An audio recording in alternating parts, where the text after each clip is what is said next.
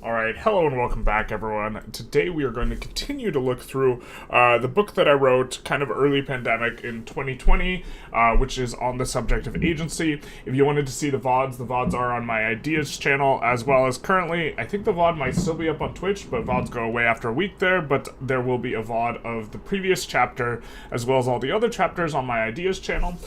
This is what we're going to be getting into, which is going to be Chapter 1, The Attention Problem. And this is quite a bit longer than the intro. The intro we banged out pretty quick. This is going to be 27 pages well, I guess you can't see to the far right of Google Docs, but if we go to the word count, I think we can see a word count here. It's going to be 7,000 words, so this will take, I don't know, maybe 15, 20 minutes total to read, but we're going to be stopping and talking our way through some of this, as well as, I suppose, if I feel like I need to change anything, I will change something. Hey, Donald, how's it going? And so, let's get into it. I really like this quote, but I think it might be a little too in your face. I'm not sure if I want to change it. I think as someone who's overweight, I am allowed to talk about stuff in a little bit of this kind of way, but distractibility might be regarded as the mental equivalent of obesity. And I think that this is, I would rather have it be like a lack of athleticism, but a lack of athleticism doesn't quite have the same zing to it, you know? And I think that the ability to control your own attention is a fundamental, very, very fundamental for being able to control your life and agency, or at least based off this model I've constructed, which I think is accurate. I think it's a central element. So with that, let's get into the first section. Appropriated attention. Also, we need a second quote, because I have two quotes at the beginning of every chapter. I don't have another quote for the attention problem, but something by Tristan Harris probably would make a lot of sense. And then, because Tristan Harris has put a lot out regarding kind of the attention problem since I wrote this book, and I think that would be an appropriate area of ingress, and maybe change this quote. I'm not exactly sure. I have mixed feelings about it. Because I think that, I think it's off-putting for some, and putting that in the very first chapter is maybe a mistake of kinds. Okay, the problem with it, oh man, I don't know how I feel about this intro, but the problem with attention is that it's scarce. This means that, and then we go off into an interlude. A car alarm goes off outside, interrupting conversation. We know about that, the loud car. And with it, the train of thought. The conversation resumes, but it's off track, somehow oddly disjointed. Car alarms, dogs barking, children screaming of play. These could constitute a sort of normal interruption. They are normal in the sense that they are the types of things that our brains are designed to be attentive to. Loud noises that are rich with information that is immediately relevant to one's own environment. Well, maybe the car alarm is vacuous.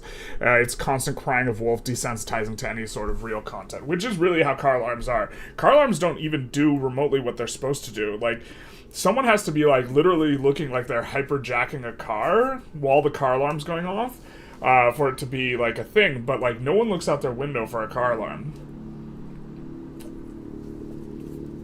Hear too much. The car alarm cries wolf. The interruption certainly causes a shift in one's attention, and with good reason. Our ancestors had much advantage to be gained from being attentive to abruptly loud noises, or other cues that might represent imminent danger. Do I want this to be immediate? Maybe immediate's better. Okay. This ability to seamlessly and near instantly respond to phenomena in our environment. This probably could be stimulus instead.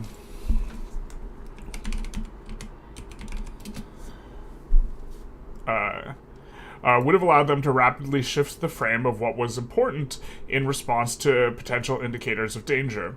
The snapping of branches underfoot or under paw, the low growl of a predator, the thunderous snapping of a dead tree falling under the weight of its own rotting wood, the rattle of a snake looking to see that it is not tread upon. To our ancestors, all of these are of greater importance in terms of what we should be attended to. All of these are of greater importance in terms of what should be attended to than simple foraging, and these are the types of normal interruptions that our attention had evolved to handle. And by being able to rapidly attend to them, our ancestors were able to rapidly respond to them. We have action, not distraction. In the sort of normal interruption is one that produces action. Hey Asper, how's it going? The taxes that are levied upon our attention in a modern society are communicated with a similar degree of urgency, but an urgency that no longer correctly corresponds to things in our immediate environment. It is with this understanding that Matthew Crawford begins his book, The World Beyond Your Head, by framing attention as a cultural problem, one in which our attention is situated within the public sphere and vulnerable to being appropriated. Crawford himself occupies an interesting intersection of worldly and abstract, by acting both as an academic as well as a motorcycle mechanic, and this intersection informs his position as well as the solution he offers. On a checkout screen for groceries, and this is talking about something from his book, on the backseat of a tray table, on escalators, and on the back of a key card to a hotel room. All of these are sites for intrusive advertising, Crawford argues. These ads seize upon our attention. One could look away, but oftentimes only to gaze upon another advertisement, and, as in the case of the checkout screen, advertisements are often in places where we need to be directing our attention anyways for practical reasons. Our public spaces are saturated with images and promises that are designed to engage us, and this is super, super key. People understand, the people who are designing the media and advertisements understand how to seize upon our attention and appropriate it, but provide no utility to us. In the public sphere, we cannot avoid our own consumption of advertisements, and as we consume the advertisements consume our attention until there is hardly a morsel for our own use. The central thesis of this chapter is that, your attention is a little bit like currency or a resource. These fabricated interruptions of modern society are not the aforementioned normal kind. They do not provide us with. They do not provide useful data which informs useful action. They are unnatural and artificial, not the sort of information. Do I really want to hang on the fact that they're artificial too much? I don't really know. Anyways, not the sort of information our brains have evolved to filter properly. Beyond that, there is too much data to act upon. The interruptions are not occasional, but incessant. Crawford argues that our attention is a resource, one that is scarce, spread thin by the demands of modern society, and that there is an attentional commons. Much in the same way we share and take for granted the same air and water as common goods, so too we share the same condition of not being addressed. Silence.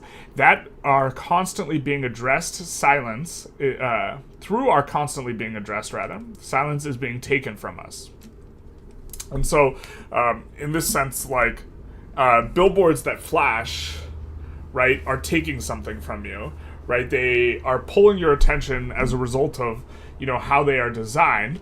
And this attention is a resource of yours, and it is just being extracted from you, and you don't really get to, you can look away, but it is exploiting, portions of your psychology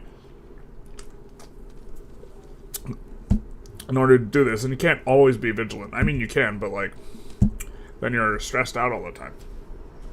Crawford argues that there is a transfer of wealth from the commons to private parties, and this is in the wealth of attention. Some of the wealthiest companies, such as Facebook, extract no material wealth from you, but attentional wealth in the form of data and advertisement. As a consequence, we now have a distraction, not action. And I think if I were to try and pub this book, I would probably redo this chapter quite a bit because a lot more information's come out since I wrote it. The normal state of affairs of interruption that helped our ancestors survive has been reversed. Our attention is no longer a tool for individual use. Instead, it is viewed as a resource available for exploitation. Now we must pay for the very silence that had previously been free. The removal of the ads can be bought in many areas. Crawford states that preferences have become an object of social engineering, conducted not by government bureaucrats, but by mind-bogglingly wealthy corporations armed with big data, to continue to insist that preferences express the sovereign self, and for that reason sacred, unavailable for rational scrutiny, is to put the head in one's sand. That is to say, social engineering, through appropriating our attention, is over-determining who we are and is an impediment to our own agency. That our attention is appropriated for others is not benign. As we will discover, attention is a centrally important aspect of agency. You don't need to look hard for examples of, I don't think I would use Dan Bilzerian as an example anymore, but you don't need to look hard for examples of attention as a form of currency. Take, for instance, the existence of people like Dan Bilzerian, the Kardashian, or other influencers as public figures. I would probably change these examples now. They are largely famous for being famous. Feel free to look Dan or the Kardashians up if you'd like to add to what Crawford might consider the madness at the expense of your own attention. The wealth of attention they receive itself gathers more attention, much in the same way that capital accumulates more wealth through investment. And from companies exchange real currency for this wealth, paying influencers to endorse products. From the look of things, the exchange rate is pretty good for the side of attention. Well, mega lol, says Janala. Hey man, how's it going? Before we continue our discussion, it's important to note that despite this bleak outlook of the current state of affairs, Crawford expresses a hope to arrive at something like an ethics of attention, and this is ethic in the classical Greek sense, for our time, grounded in a realistic account of the mind and a critical gaze at modern culture. I should note here that I'm using the term ethics in its original sense, not primarily an account of what we are obliged to or forbidden to do, but a much more capacious reflection of a sort of ethos we want to inhabit. And in order to understand this, it's perhaps useful to let's maybe look up arete, which is the Greek notion for excellence, but also ethics. Let's just take a quick look at this. Okay. Arete is a concept of a Greek thought in its most basic sense refers to excellence of any kind. But this is not only excellence, it's also to be excellent is to be ethical in the ancient Greek sense of the word, especially a person or thing's full realization of potential or inherent function. So because it's your inherent function and getting fully realized, this is something you want to do. The term may also refer to excellence in moral virtue, and so that the word for being competent is the same as the word for being morally virtuous is pretty significant and structures a lot of ancient Greek philosophy. And this is the type of ethics that Crawford is invoking here. The sort of ethics he looks for is an ethos or a practice. This is much as what we are looking to do for in our exploration of agency. The distinction is that the main thrust of his thesis is that, towards the end of finding a practice through which one achieves authentic agency, one needs to focus on the embodied self and practice craftsmanship of a physical skill acquisition. So this is Crawford's position. This is not my position, but he thinks you need to do stuff like work on motorcycles. And this is an interesting thing that you get with specialists, is that specialists are often... I forget the name of the bias, but specialists will be biased to think that their specialty is more important than it is. And a good example of this, a really good example of this, is that nearly every branch of scientist thinks that, the dinosaurs were killed by a giant meteorite. There's one brand of scientist, there's one class of scientist, and I don't know if this is... what everyone of these scientists thinks, or if it's just a big portion or this sort of thing. But one branch of scientists think that they were not destroyed by a meteorite, and they were in fact destroyed by a giant volcanic eruption. And the brand of scientists that thinks this is the one that actually knows the most about volcanic eruptions, and that's the geologists. And so now... the question is are all the other scientists wrong?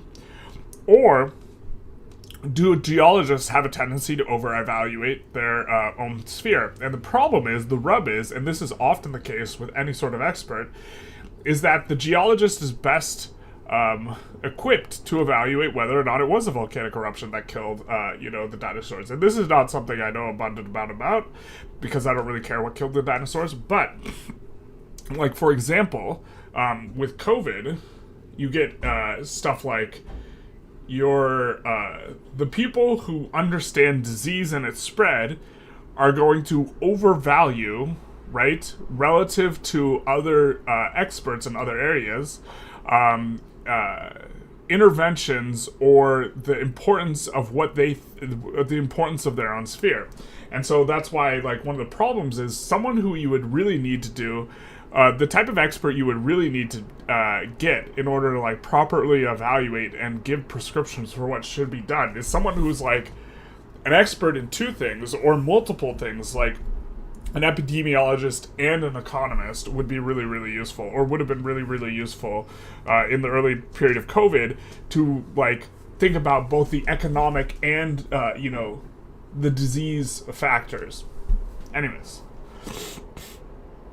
But Crawford retreats.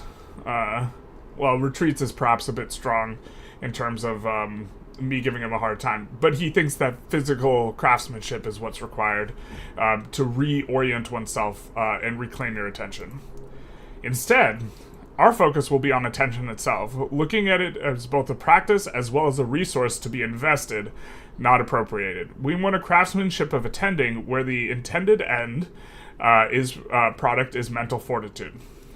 Never mind that the advertising industry, I need to relook up these numbers. Never mind the advertising industry itself for a moment. Consider that one of the most widely circulated commodities in the modern society is data itself. Market valued at $169 billion USD in 2018 and expected to grow to $274 billion USD by 2022. Which now that data would be available.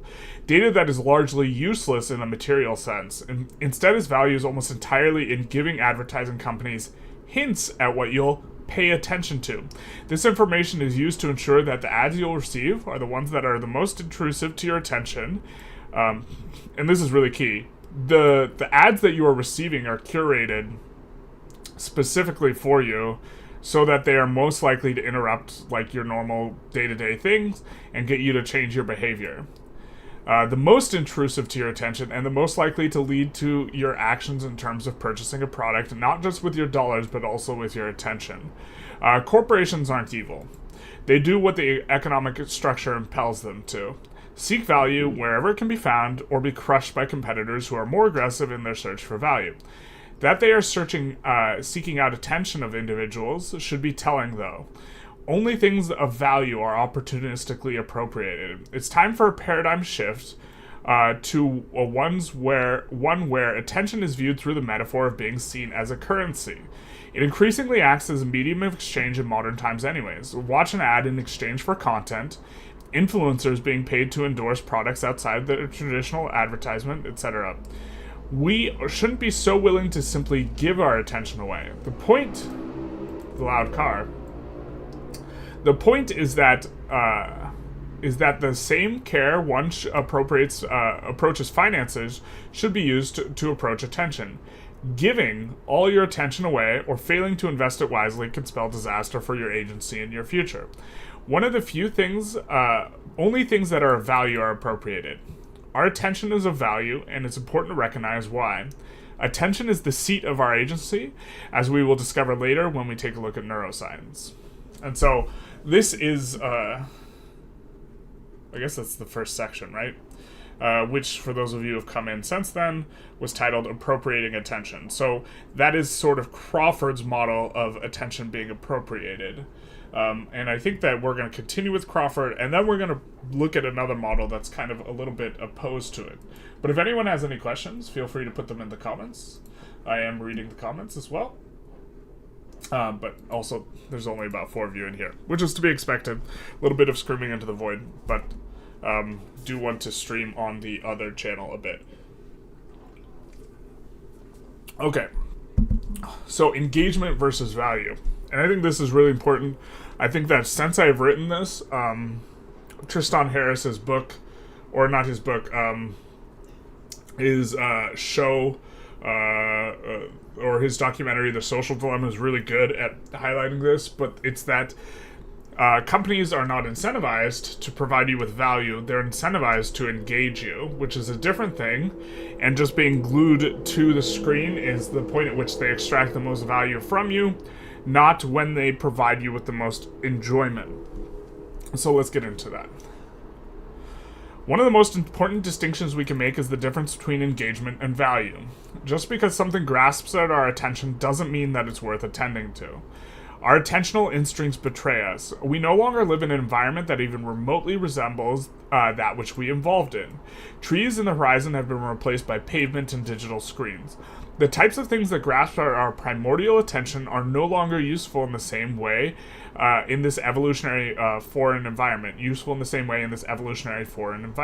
Instead, our primordial instincts are exploited by design principles. That is to say, stuff is designed around our psychology in order to increase engagement as much as possible.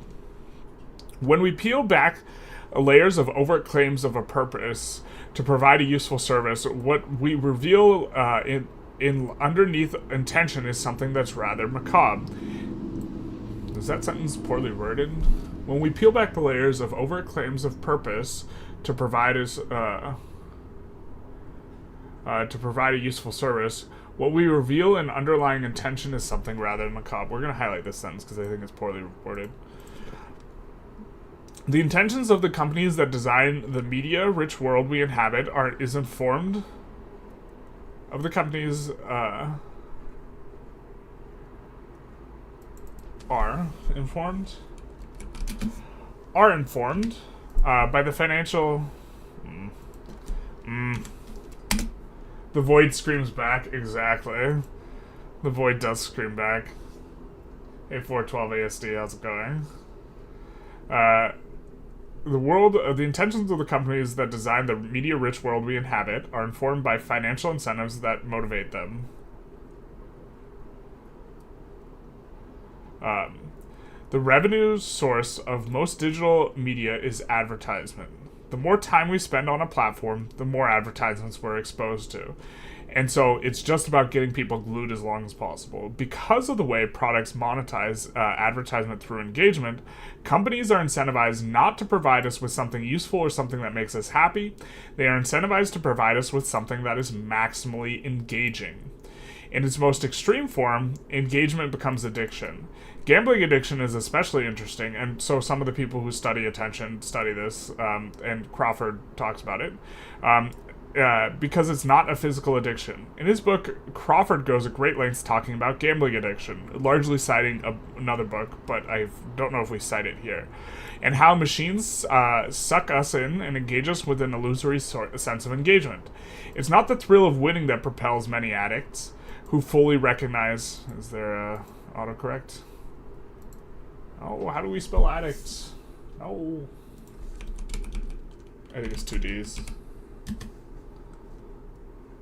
Yeah, it's 2 Ds. Who don't fully recognize that they're doomed to lose money. It's the getting in the zone. One passage is particularly striking in its description to the degree which people become engaged, and this is from Crawford's book, if I recall correctly. So Ch1 is the name of the author of the other book that Crawford references a lot. Interviews one woman who makes sure to wear dark clothing when she goes to gamble, so it won't show when she urinates on herself. Once a gambler has taken possession of a machine, the thought of leaving is intolerable, and so the urine and feces issue turns out to be a fairly common part of the machine gambling experience. That is so wild to me, and it was so wild to me when I read it, and still wild to me now, that you go out of your way knowing you're going to become so glued to this machine that you're just gonna not want to leave, and you're just gonna piss yourself. Although I guess you could have a piss bottle, if you're gaming or whatever, where you just pee into it or whatever. But that you are so invested in this thing that you're just gonna piss yourself, and not only that, you are preparing for when you're gonna piss yourself. And apparently this is a problem in casinos. Like, you could ask them, but they're like, yeah, people just piss themselves at the machines. And that is an insane and mind-numbing level of engagement. The goal here isn't even the thrill, it's mind-numbing engagement. They're trying to get in the zone here. This is what the addicts do. And they even self-report that, like, they know they're going to lose all the money. They know they're going to play to exhaustion. And sometimes when they win late in the night, they get annoyed because they have to play until all the money's gone, and winning means they're going to have to stay there another few hours. The types who are addicted to slot machines spend hours parked in front of one, pulling the lever that gives them a false sense of agency. And this is what they're designed to do. The lever's designed to make you feel like you have some sort of power. And the dopamine hit of flashing lights and intermittent positive reinforcements. The goal of the companies that design the machines isn't entertainment or producing happiness. The machines are designed to maximize engagement because if they can lock you in, they can get it all. Your attention, and more important to the companies that design them, your money. You're engaged until you're squeezed dry, unlike perhaps your pants if you belong to the aforementioned group. If the video gambling machines seem far removed from the average person's reality, consider social media for a moment, who's designed by the same principles. And then here's where I haven't expanded, and now we get to kind of the rougher portions of the book already in chapter 1, but I did want to expand more here. I think I restructured it so that we could talk more. The average amount of time people spend on, like, social media scrolling, right, is extremely high, and it's only gotten higher since I wrote the book. And scrolling is just like pulling a lever on a slot machine, because you are scrolling for, like, this dopamine hit that you know is going to come. And dopamine, it triggers on the anticipation of reward. So when you scroll, that behavior of scrolling, you anticipate getting hit with a reward, and you're immediately hit with the reward of new media. And it's just, so it goes. We will have to expand this out, though. Thomas Metzinger, or if we want to try and get the book published, we will have to actually explain some more of this stuff, but that shouldn't be a problem. Thomas Metzinger, a philosophy whose area of study is the nature of consciousness, shares these concerns regarding the way the goal of appropriating attention is a forming design. Today's advertisement and entertainment industries are attacking the very foundations of our capacity for experience, drawing us into the vast and confusing media jungle. They are trying to rob us of as much as a scarce resource as possible, and they are doing so in ever more persistent and intelligent ways. Lukianoff and Haidt do a pretty good job extracting the essence of social media in the quote they pulled from Sean Parker, the initial president of Facebook, in a 2017 interview. The thought process went into building these applications, Facebook being the very first one of them, was all about how do we consume as much of your time and conscious attention as possible, and that means we need to give you the little sort of dopamine hit every once in a while because someone liked or commented on a post or a photo or a post or whatever, and that's going to get you to contribute more and more content, and that's going to get you more likes and more comments. It's a social validation feedback loop. Exactly the kind of thing a hacker like myself would come up with because you're exploiting a vulnerability in human psychology. That isn't to say that media isn't useful, just that the values that inform the design are values that do not align with our own. And this is always the critical rub, because a lot of stuff with technology is useful and social media is useful, but it's it's not designed primarily to be useful. It's designed primarily to extract your attention and keep you engaged as long as possible. It just also happens to be useful. We are there because we value and want human connection. That's our goal. Their goal is to squeeze every last bit of our attention from us, because longer engagement means more revenue, more data. It doesn't even have to be high-quality engagement. It can be the type of zombie, numb engagement we get from seeing gambling addicts who get in the zone, monotonously pulling the lever or hitting that refresh button for another hit of dopamine. There was a point I wanted to make, but I forgot it. Alright, let's keep going. 3 hours a day is a long time to spend on social media. I think it's even higher now, and begs the question of how much of that time and attention on the platform are actually spent realizing our value of human connection. So this is the point I wanted to make, and more information has come out since then. Again, Tristan Harris is a big producer of this information, but social media companies, if they wanted to, could facilitate an environment that would actually encourage you to meet up with people. But they don't want that. If you meet up with someone in person and you close the app, that is bad for the company. So that type of social connection is not useful. The type of social connection is the one that is mediated by screens. Are we engaged with people or the platform, the mode of presentation? And then we have some stuff that we wanted to include. Anytime I have something that's highlighted in yellow, it means we're trying to include some more stuff or talk about other stuff. And then here, this was included much later when I was editing back through it after watching Tristan Harris's documentary, which is after I wrote this section. But okay, we're plugged into the matrix, as it were. And again, invoking Tristan Harris. All right. So enter the attention economy. And so now we're going to shift and talk about, we were talking about like the appropriation of attention, and this is kind of the Crawford angle throughout the book. This is kind of what we'll talk about. Now we're going to talk about someone else. I can't remember the author. We'll get to the author. How did we arrive in this strange place where attention is increasingly the medium of exchange, and what does that mean for us psychologically and in terms of our lived experiences? Industrialization is when the shift towards attention began. Industrialization is largely characterized. I could probably rewrite this so much better after like all the time with Victoria 3 and actually like learning about industrialization and the like, but okay. Industrialization is when we begin the shift towards attention.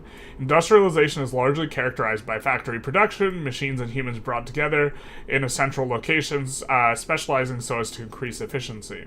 For this, several elements were needed: energy burned from newly harnessed fossil fuels, capitalists to own and operate the factories brought about by a shift away from mercantilism, and labor now encouraged to migrate from rural areas to urban ones. Around the 18th century, these combined to revolutionize the way in which goods were produced. The fires of industry began burning, and efficiency in production that previously thought impossible was unleashed. Other innovations soon followed. This is actually probably... Well, okay, this is true, but a big part of industrialization that was drivers of the industrialization was not the creation of technology, it was the implementation of a technology. A lot of the technologies already exist.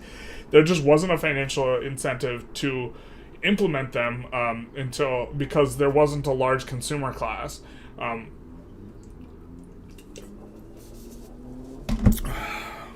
But Great Britain fixed that. Anyways, that's kind of another story.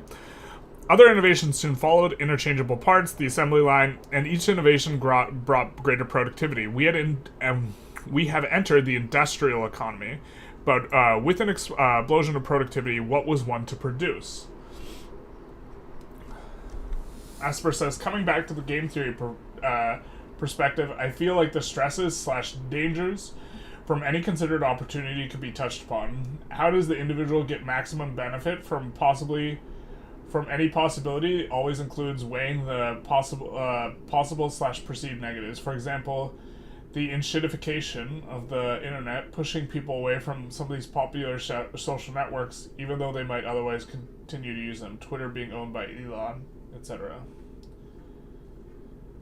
Internet people, pushing people away from some of these popular social, even though they might otherwise continue to use them.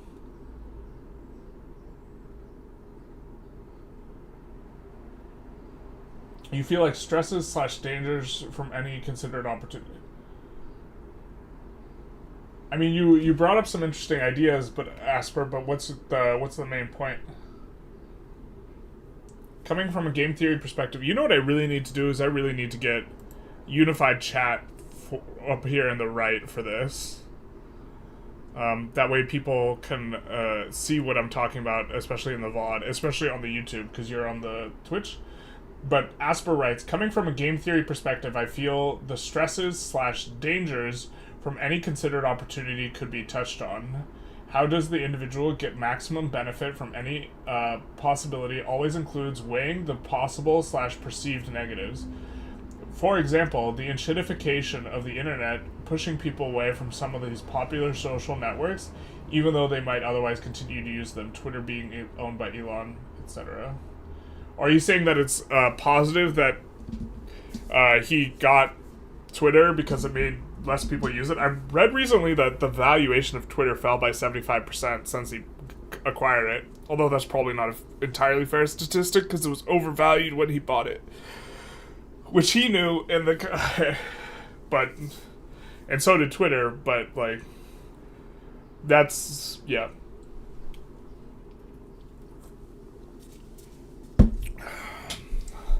Okay. Enter conspicuous consumption, the rise of consumerism. Also, like, the consumer-driven economies didn't exist before the Industrial Revolution, basically. Keeping up with the Joneses. Note the conspicuous part. The point of consumption is to be seen, to draw attention. Eventually, the productivity reaches a record pace, and there is a sort of liftoff.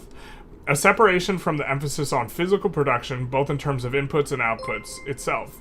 It's like using your hand to spin a upturned wheel bike faster and faster. At a certain point, it's moving so fast that your hand doesn't really increase the speed much. There has to be a better metaphor than this, so we're just gonna highlight it. There, like, just has to be a better metaphor. Thank you, Nitlu, for the follow. Big nice. Or like how a car on a wet road loses traction once it's going fast enough. Now gripping water, something ephemeral, something else, something that still has traction, replaced the inputs for productivity, and that it was innovation driven by information, ephemeral like water. The management guru of the day, Peter Drucker, echoed Francis Bacon in his sentiment that knowledge is power. Information accelerates both productivity and innovation, and the arms of race shifts away from physical labor and capital towards knowledge. Knowledge. We have now entered the information economy. How to do things and how to do them well have replaced the physical inputs as the scarce resource. So physical inputs are what's important, now knowledge is important. There's a rush to find out the best way to do things. There's innovation in management and organization. New technologies are discovered. The wheel spins faster. Eventually it's too fast again. There is something interesting about information, however. It's not an excludable good. It's not like a taco. If I eat a taco, you cannot eat the taco. My consuming it doesn't prevent you from consuming that same information. You can lend a friend a book you've read. You can lend a friend a book you've read to a friend. This is unnecessary. You can lend a book you've read to a friend, and they too can derive use from it, but you cannot lend them a taco you've eaten. Not possible, unfortunately. No two men can eat the same taco. A taco is an excludable good. Further, once someone has information, they can share it. They can share it further, going viral. Information is valuable, to be sure, but because of it's a non-excludable one cannot keep a lid on it, and it proliferates. Information, once it proliferates, is no longer a scarce resource. Here, let's actually include that.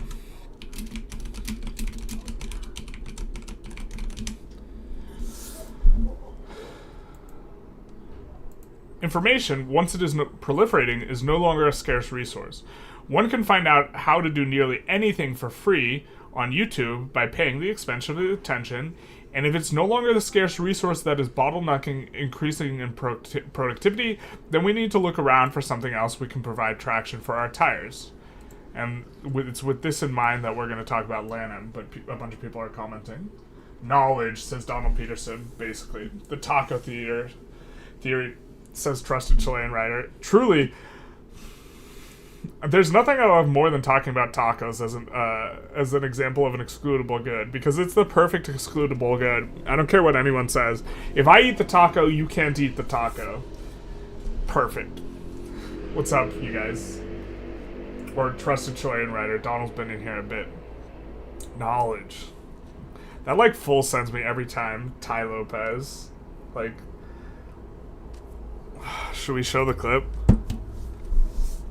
Maybe we show the clip. This guy's a hack.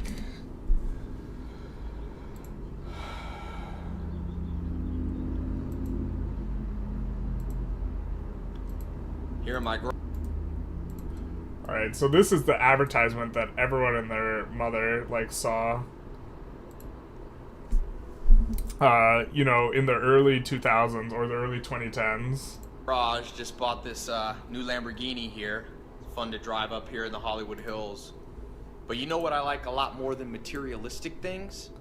Knowledge. In fact, I'm a lot more... Knowledge. Just... Alright. that lives rent-free as hell in my head. Is this sort of historic progression back... Never mind the interruption. It is this sort of historic progression that Richard Lanham describes in his book, The Attention Economy, before arriving at the conclusion that we are now in a different age. One that is not the information age. With so much information available, the bottleneck has shifted from getting information to one's ability to consume it. The bottleneck is attention. We have arrived at the attention economy, where the modes in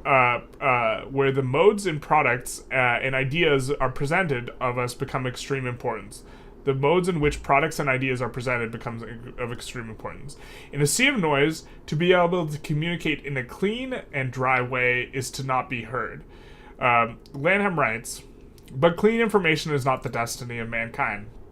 Clean information is unnatural and unuseful. Information always comes charged with emotion of some kind, full of purpose. That is why we have acquired it. The only way to make it useful is to filter it. Filtering thus becomes central. And here's where style comes in. We keep striving for pure information, but the more information we have, the more we need filters. And one of those powerful filters we have is the filtration of style.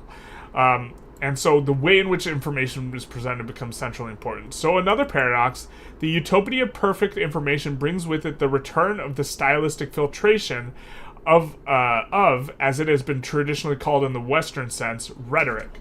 So rhetoric becomes important because if you have the perfect idea, but you can't present it in a way that makes other people consume it, then that idea doesn't spread. It doesn't really matter. In fact, what makes an idea spread actually has nothing to do with its value, or it has very little to do with its value. It's how good it is at spreading, which is like if you look at the study of memetics, which is applying the principles of evolutionary biology to, the spread of ideas. What you get is that ideas that spread are not going to be the useful ones. They're ideas that are really easy to replicate, really easy to understand, and really easy to, sort of reproduce. And so complicated ideas are really, really bad at spreading. And a really good example, and I might even talk about this in this chapter, is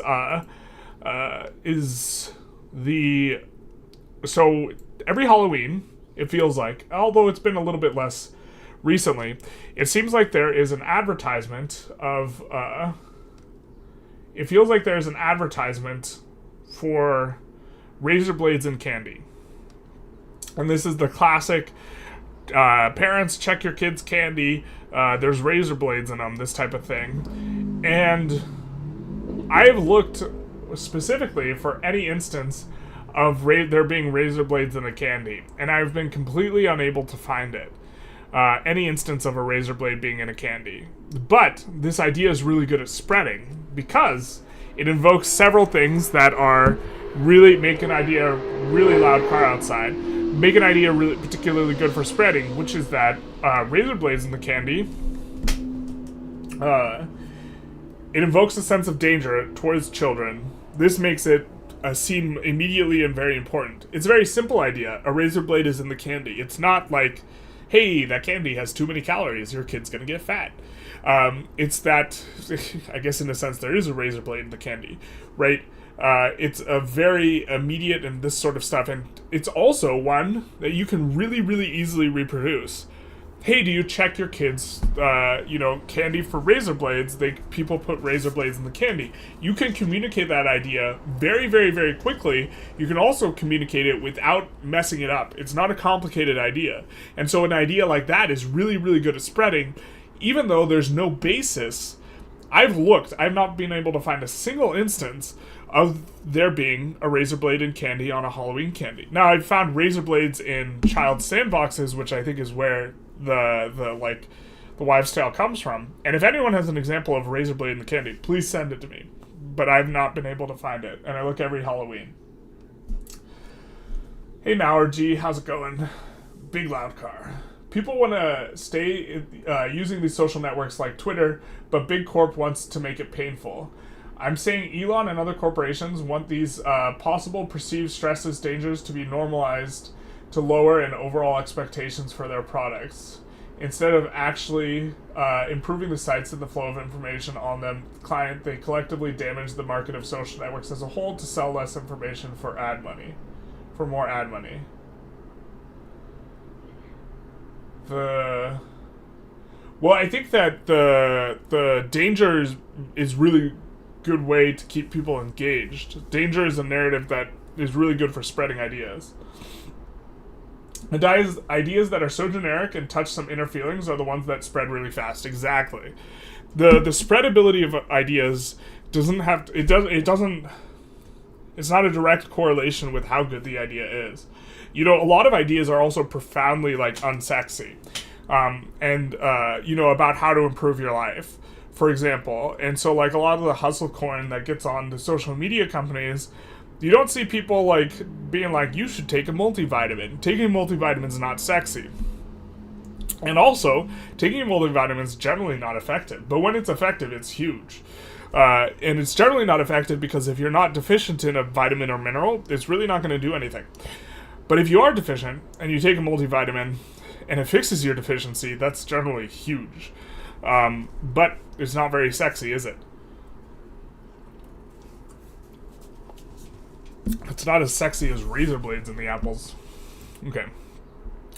Think back to the sort of normal interruption. Isn't it filled with emotion and thus urgent? This is one of the axes. Is that the plural of axis?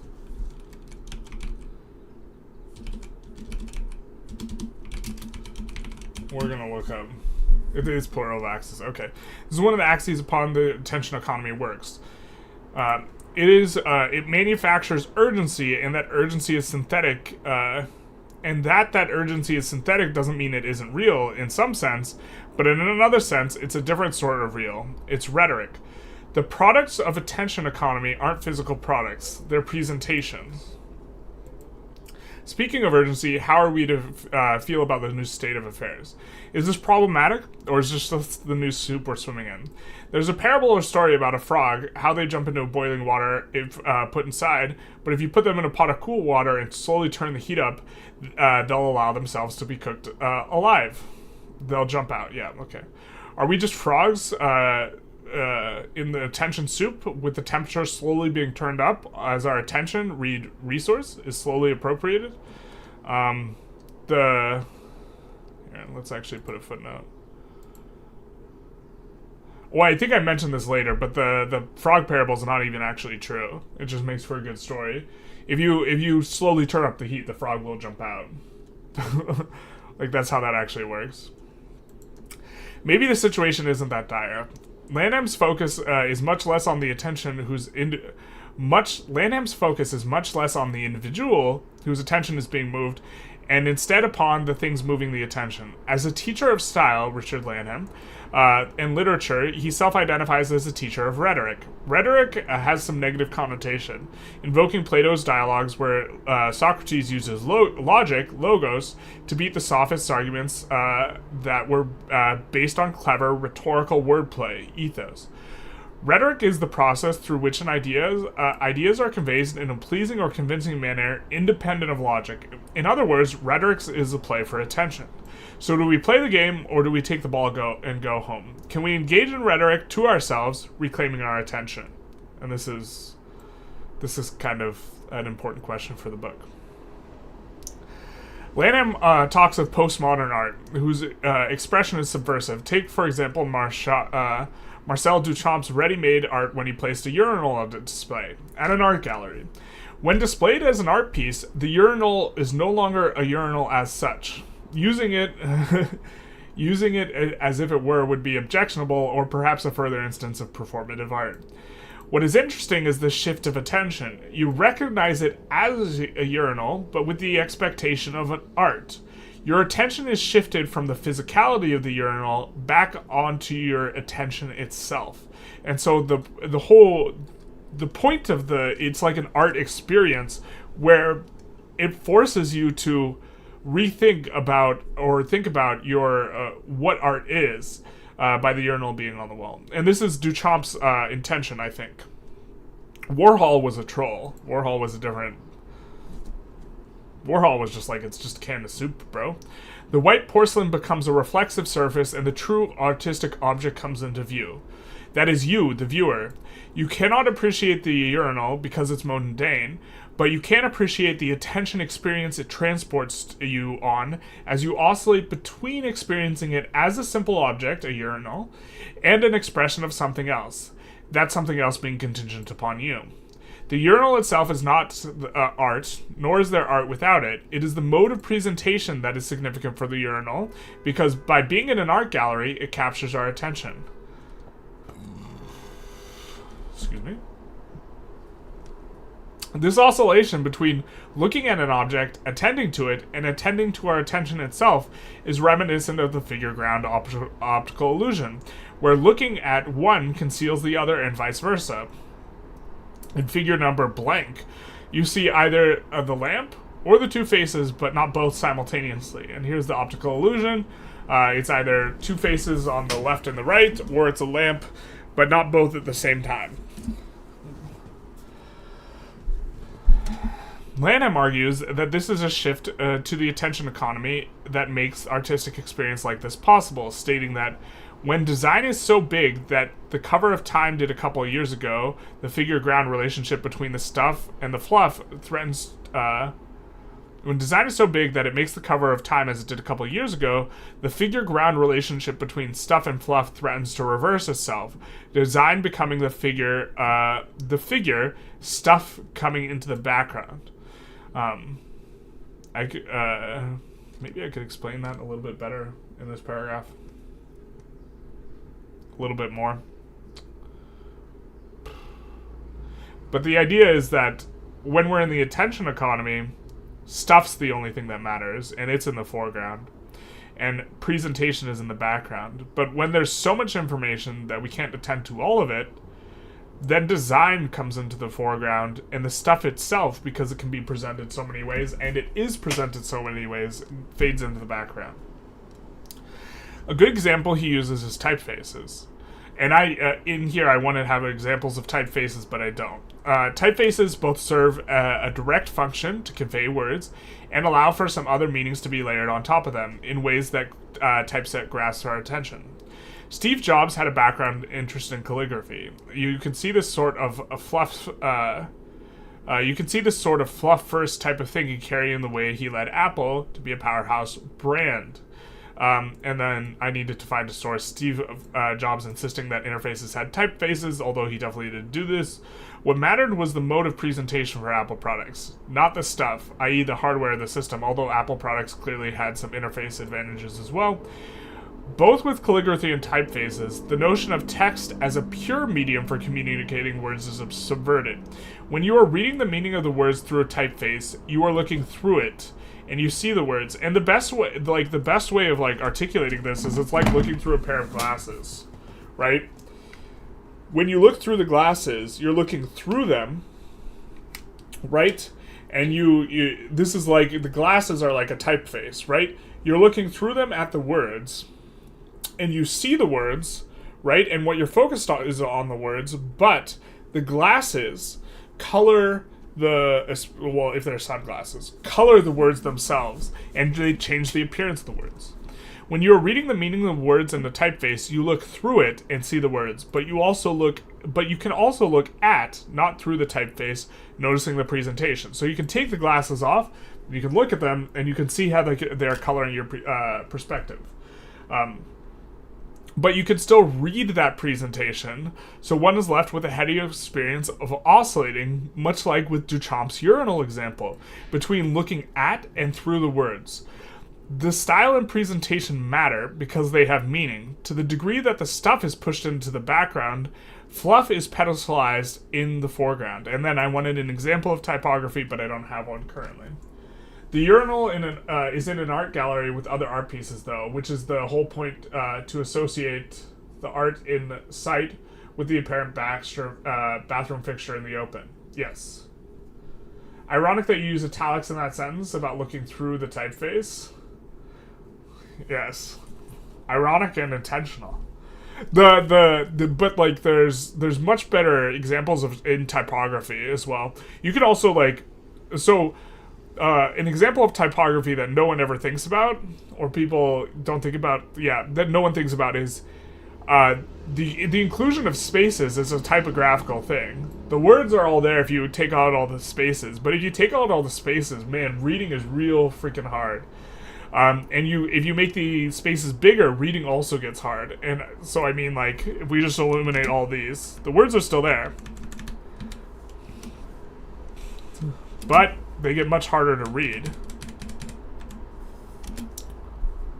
And there's, like, a bunch of, like, principles for typeset or typography that, like, people aren't, like, aware of. Like, for example, if something is, like, a title, it's less likely to have serifs. And serifs are the little hooky things that are on a lot of things. Like, you see how the T has this, like, hook that goes down? That's a serif. And you see this a lot less in titles. Because it adds, like, weight to the typeface, the inclusion of a serif, and you don't want that in a title. You want the title to be as fast as possible, let's say. The expression of seeing the world through rose-colored glasses is interesting here because we look through the glasses much in the same way we look through typefaces. Okay, I just used the same example I used to explain the typefaces. We see outside the world through the glasses, but if the glasses happen to be, say, rose-colored, then the entire world is painted in a red hue. The expression is commonly used to convey that someone has a distorted sense of reality that's overly idyllic, but the metaphor also carries with it an implicit assumption that there are clear-colored glasses which would allow us to see reality in a way that is neutral and objective, not colored, which is to say that there's no style, no rhetoric, just pure information. The problem is that there is no neutral typeface. So candidly brushed over his lack of urinal spatial awareness, shake my head. The truth hurts. The problem here is that there is no neutral typeface, just typefaces we are more or less accustomed to. There are no transparent glasses with which to see the world. There's no neutral maps of the world. We merely look through our maps and forget that we're looking through them, accepting them as reality as we use to navigate those lives. I don't explain the maps in metaphor. This is like the map is not the territory metaphor, and it's not... I don't think it's in here. Or maybe I did in the introduction, but we're no longer in the intro. Do I need to explain it, though? We're getting a little ahead of ourselves, but throughout the book we will be invoking the idea that the style through which we look and attend to the world is much like typefaces. That is to say, we are often looked through our perspectives and models of reality, but if we want to reclaim our agency, we will need to look at them as well. Do I use a different typeface? Was that intentional? I switched from Times to Arial. Back to Times.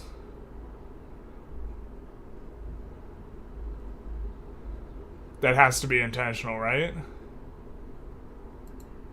I also changed the size of the font. I don't know what I'm doing here. I forgot. I don't know the point. What's the point I'm trying to make? We often look through the perspectives of models of reality, but if we want to reclaim our agency, we'll need to look at them as well. To use the glasses metaphor, we will have to take off the glasses and examine them. I don't know exactly why I did it. You said this, but I find the lack of community notes is the best implementation of fact checkers on all of social media.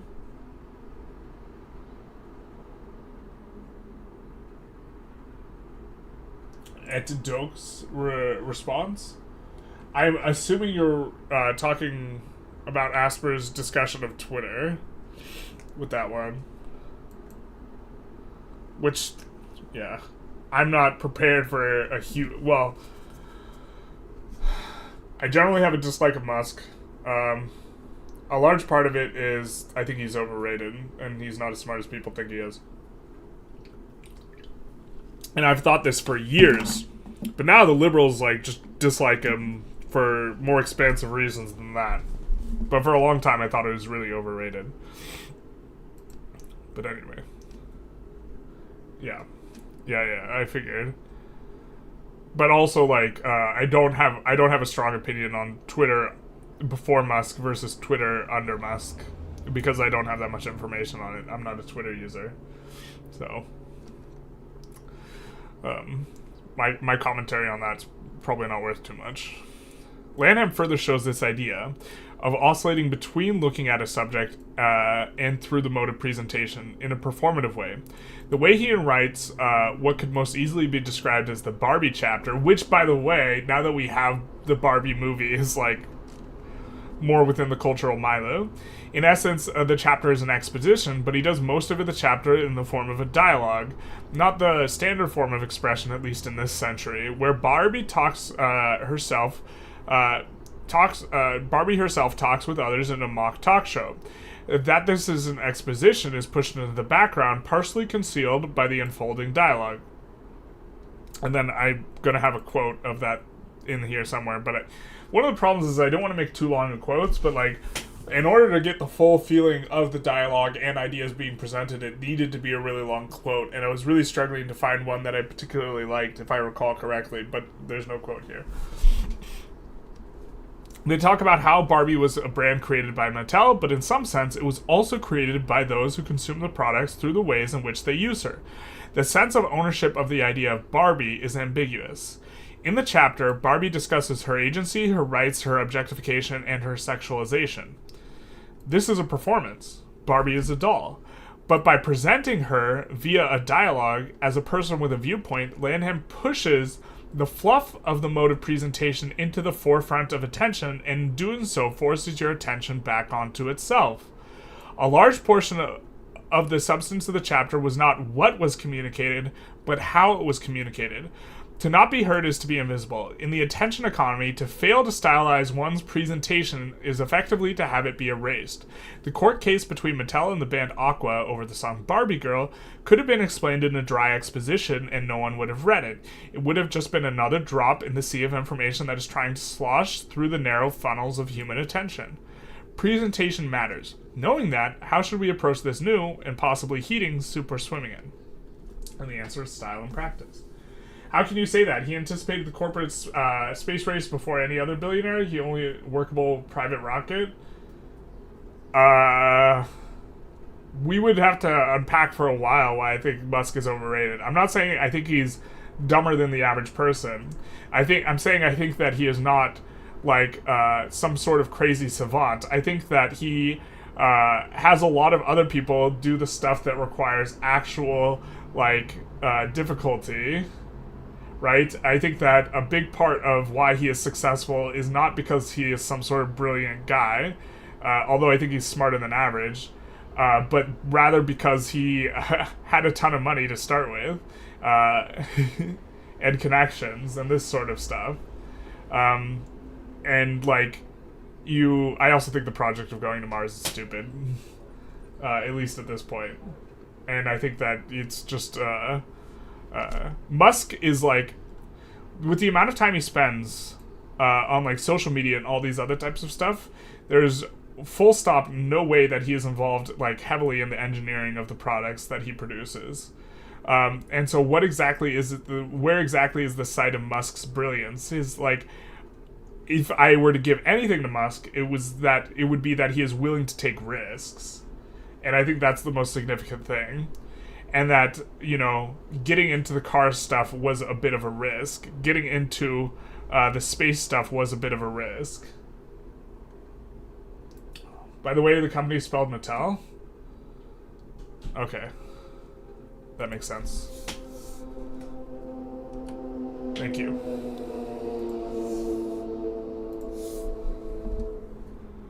But I think people viewed him as this second coming, and that was just completely off base. He's engaged in way too much press to actually be dealing with the going-ons of the engineering like he implied that he is.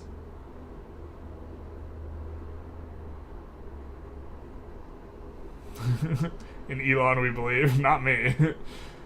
But like this, there's been definitely a shift in the cultural milieu opinion of Musk.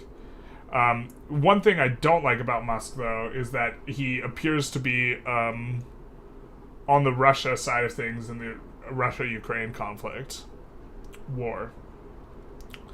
And I'm not a fan of that. I also, as a U.S. citizen, am not a fan of the fact that some aspects of defense are effectively contracted out to Musk's SpaceX company, and that like he shut off the internet for Ukraine in the middle of a military operation, for example. And I don't like that a private citizen has the ability to like unilaterally do that when he's coordinating with the U.S. government to provide internet access to Ukraine for like a fee, and he's getting paid for it. And so like I'm uncertain that the space stuff should have been privatized rather than staying like a national thing. Yeah, I had it at Mattel at the top. Yeah. You mean he shut off his internet?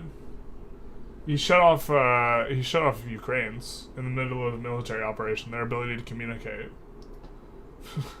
So like he's also very publicly said that he thinks that Russia or that Ukraine should like negotiate a sort of surrender with Russia and give up territory.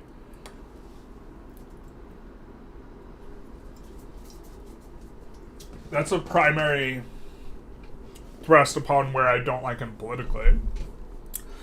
But I've thought he was overrated for like close to a decade. And like the valuation of Tesla is just like absurdly inflated from like the Musk factor.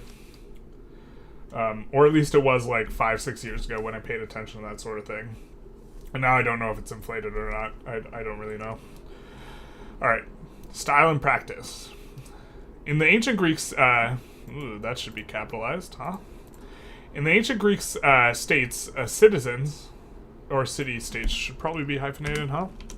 City-states, citizens, men who are not slaves, used to gather at central location to discuss politics, aesthetics, ethics, and generally how to live one's life. That location was known as the polis. The way that Greeks thought of morality was much different than how morality is considered in Western civilization. In Western civilization, we have a codification of rules, and to be moral generally is to not violate these rules. I'm not sure if I'm citing Foucault here, but I should probably... These rules aren't limited to laws. They can extend to religious injunctions or common social mores. What is important is the structure of do not transgress. To be moral is to refrain from doing something bad. Let's insert footnote.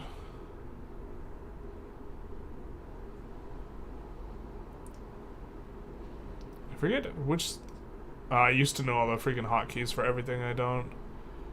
I want a footnote. How do I do it?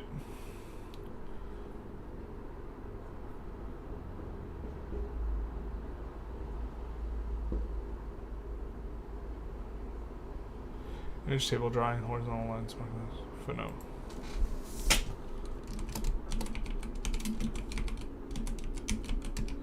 At least he saved Twitter. I don't have a strong opinion on the Twitter thing, but I'm uncertain he saved it.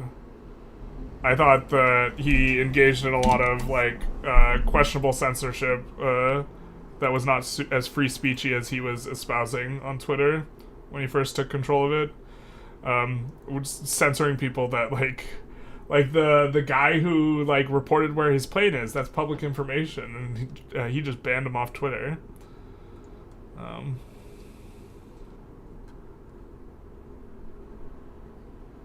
Look, there was an ad, and I didn't hear what you said. But about Starlink in Crimea, my understanding was that Ukraine asked for that. Ukraine did ask for it. He turned off the internet in the middle of a military operation, much to Russia's advantage.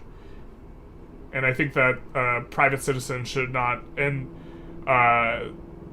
the brokering of Starlink providing internet to Ukraine for security reasons is through the U.S. government. It's in U.S. government's strategic interest. And that a private citizen can decide to like turn off the internet, I think, is a problem. And he turned off the internet to Ukraine during a military operation to the advantage of Russia. Tesla stock has been dropping because of the Musk factor, especially because the leftists who are pro-car electric now just like the Tesla brand.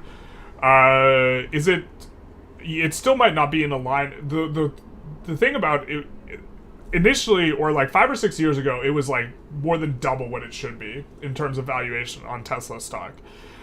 It was just an absurd level relative to the amount of money and products and sales and stuff that they had. It was bigger than every other car company like combined, basically, in the United States, which was nuts considering they weren't producing anywhere near that amount of cars and they weren't even in the black at that point. And so the valuation was just just absurd. And it was because of the Musk factor. I don't know if it's come down to being in line with the other companies or if it's still inflated because of Musk. But in the beginning, I think he provided Starlink to Ukraine for defensive measures. I don't think he consented to it being used in an offensive manner. I don't think that the manner in which it was used was up to him. I don't think that was how Ukraine uses the internet is not his. That's not his shtick. That's between Ukraine and the U.S. government. And that's exactly what I mean. It shouldn't be his judgment call to even determine what he thinks of the operation, right? In terms of like national security, which is why I think that I would prefer that stuff that relates to national security be a national security concern. It should be nationalized. It should be controlled by the U.S. government, not by some citizen who's going to weigh in on what he thinks. Because he's also argued that like Ukraine should just give the bag to Russia.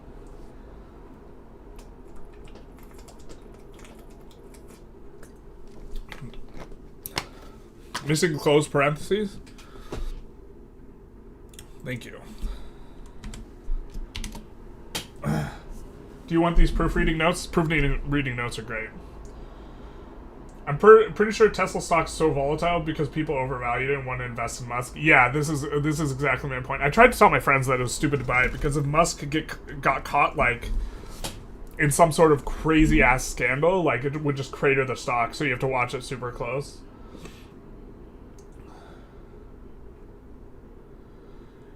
Dude, you were not understanding? Ukraine asked for Starlink to be blocked in occupied territory. I'm talking about an operation that took... the specific operation I'm thinking of took place in the Black Sea, and they had internet access in that area, and then it was turned off in that area.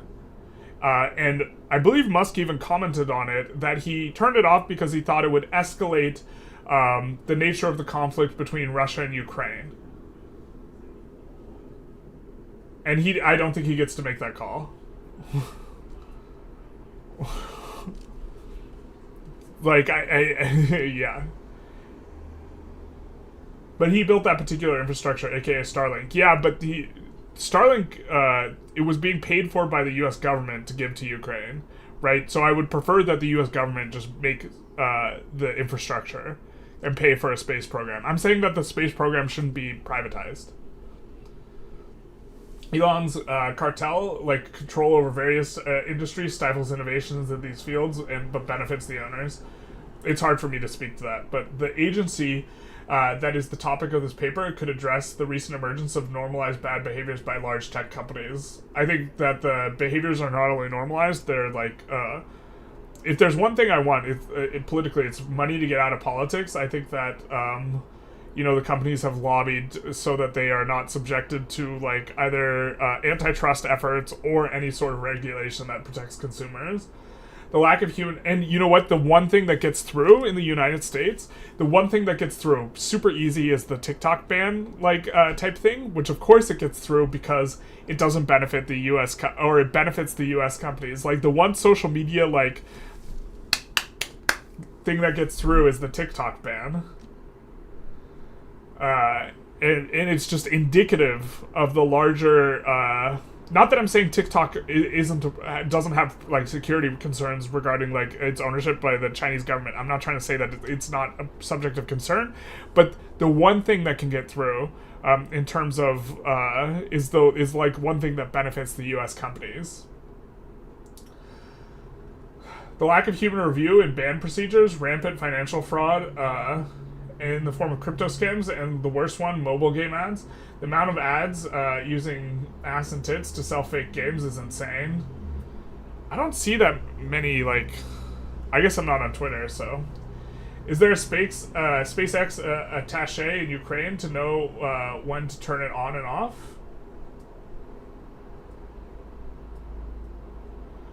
I mean, my understanding is regarding a specific incident in the Black Sea where they were Ukraine was in the process of attacking a Russian ship, and that they had internet access in the area, and then it was turned off.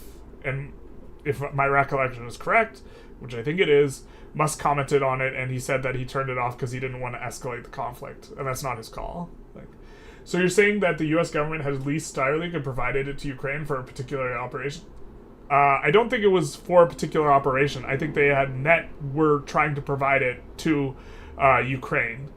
Like, in a more, like, I don't know if they sign off on specific operations. I very much doubt that the U.S. government signs off on particular operations, but Elon was getting paid for providing Starlink. And my understanding is he's getting paid by the U.S. government, or he's getting lent, or the Ukraine is getting lent money to pay for it. Because what's more likely, that Musk is meaning and blocked the internet, or that Ukraine didn't notify SpaceX during their ongoing operation?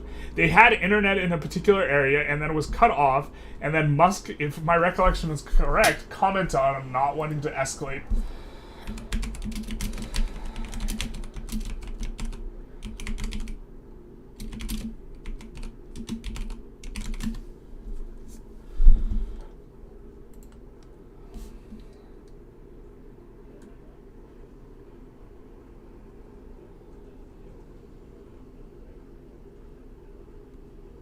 Alright.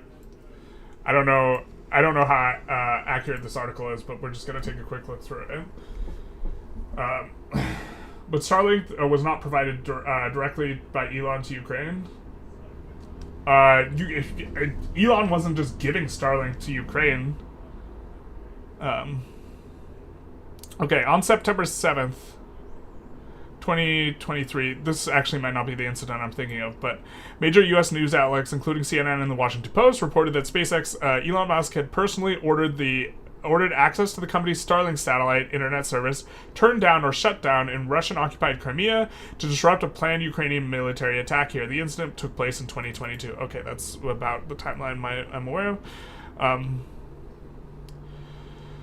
Elon Musk secretly ordered his engineers to turn off the company's Starlink satellite communications network near the Crimean coast last year to disrupt a Ukrainian sneak attack on the Russian naval fleet, according to an excerpt adapted by Walter Isaacson's new biography of the eccentric billionaire titled Elon Musk. As Ukrainian submarines, drones strapped with explosives approached the Russian fleet, they lost connectivity and washed ashore harmlessly, Isaacson writes.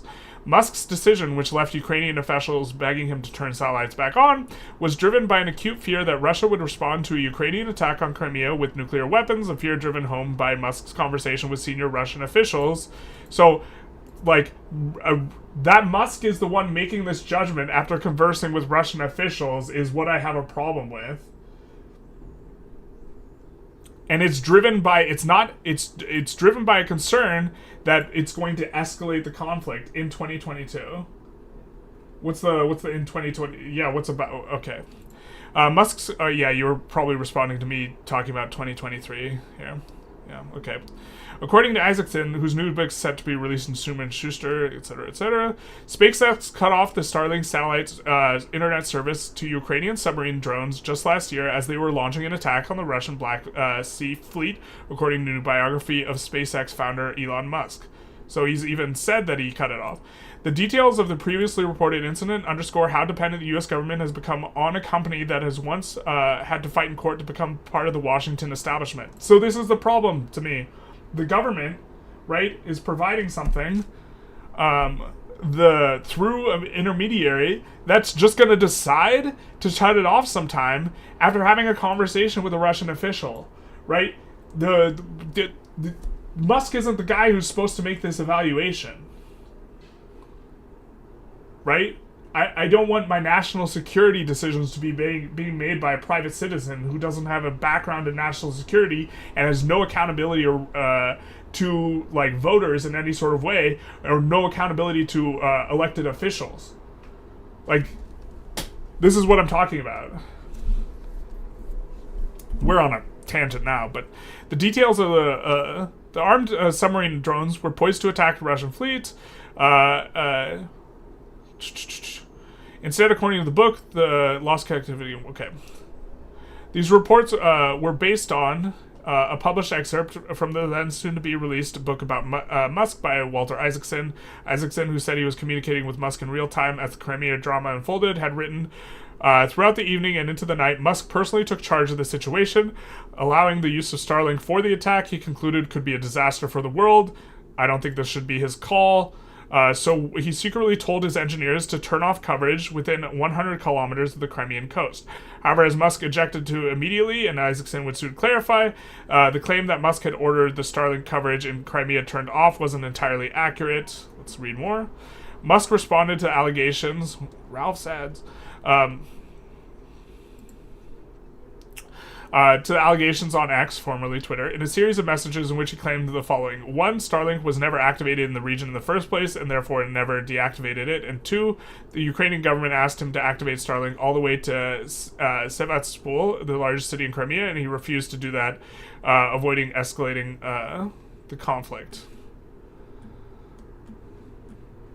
Okay. The New York Times interpreted Musk's clarification as a tacit acknowledgement of his intent, i.e. the disruption of the Ukrainian attack.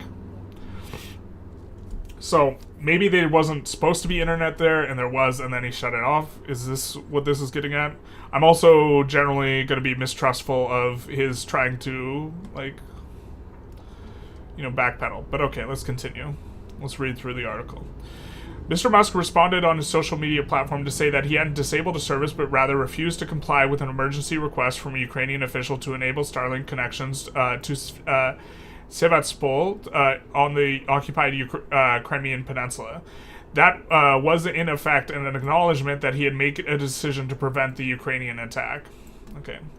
In response to Musk's tweets, this guy, whose name I can't pronounce, an advisor to the Ukrainian president, Volodymyr Zelensky, tagged the billionaire in a post on X that claimed that civilians, children are getting killed because of the unavailability of Starlink services. Isaacson, the biographer, issued his own clarification on September 8th, acknowledging that Starlink was not enabled in Crimea in the first place. Okay. To clarify the Starlink issue, the Ukrainians thought the coverage extended all the way to Crimea, but it did not. Okay, so this is interesting and news to me. And yet we now know both Xi and Scholz warned Putin in 2022 about the use of tactical nukes. Imagine the CEO of AT&T cutting off the internet during 9/11. The fucking nerve. Yeah. I also think yeah. They asked Musk to enable it for their drone sub-attack on the Russian fleet. Musk did not enable it because he thought, probably correctly, that it would cause a major war. But I think the major war has already been caused. And also, I don't think that this is the cause of the major war. I think Russia's imperialism is the cause of the major war, but okay. An unanswered question was why Starlink access hadn't been activated in Crimea. Fair enough. During an all-summit appearance on September 11th, 2023, Musk returned to the topic and stated that Starlink could not operate in Russia-occupied Ukraine because U.S. sanctions forbade it without special permission.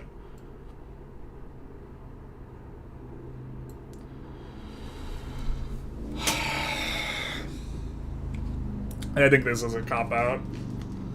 Because U.S. sanctions, I imagine, are on Russian territory, and the U.S. does not recognize Crimea as part of Russia.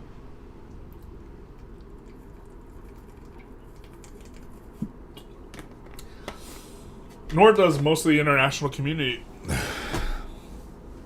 The recording from Musk's speech at the conference was shared on September 13th, 2023, on an All In podcast channel.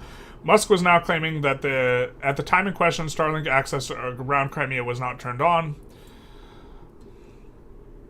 The reporting I'd read before was that he explicitly turned it off, and this is inconsistent with that, so I might have to update my opinion on this, but we'll continue through it anyways.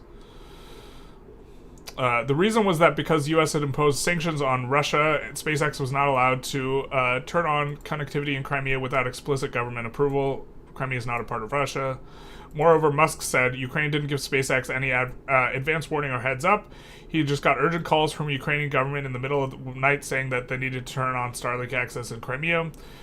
Comparing the situation to the Japanese on Pearl Harbor in 1941, Musk claimed that the Ukrainian government was asking SpaceX to proactively take part in a major act of war. He said that SpaceX was supporting Ukraine, but the Ukrainian government was not in charge of U.S. people or companies, and adding that's not how it works. He added that although he's not U.S. president, Joe Biden's biggest fan, if he had received a presidential directive to turn on Starlink connectivity in Crimea, he would have done so because he does regard the president as the chief executive officer of the country, but no such requests come through. Okay, when was this? Anyways, this is like significantly after, or whatever.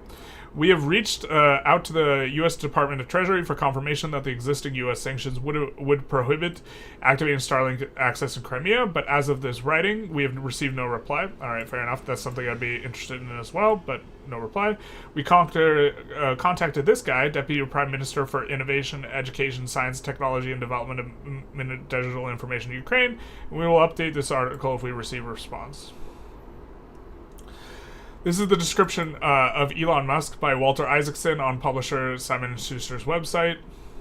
From the author of Steve Jobs to other best-selling biographies, this is an astoundingly intimate story, most fascinating, etc., rule-breaking visionary, blah, blah, blah, etc. Okay. The biography, as the description continued, documents 2 years of encounters between Isaacson and Musk. For 2 years, Isaacson shadowed Musk and attended his meetings. Generally, I'm going to assume that Isaacson is sympathetic towards Musk, but that's like, I assume he's probably going to report on events faithfully. Walked in factories with him, spent hours interviewing families, etc. The result is an inside story filled with amazing tales, triumphs. Okay, this is just like a copy that's supposed to plug it. Snopes reached out to Isaacson for more details about Musk, Starlink, and Crimea. He did not reply. Okay. So, yeah. If it never extended into Crimea, and the Ukrainian government was mistaken in thinking it extended into Crimea, then I suppose it's not as I had thought it was initially. I really wish I knew where I had read about this before, though. That way I could double check.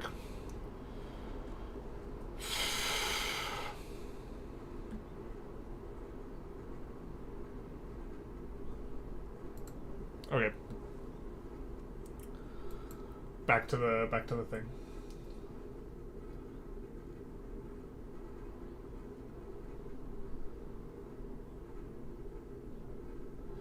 I don't really understand the relevance of this text. Starlink is not a public good, right?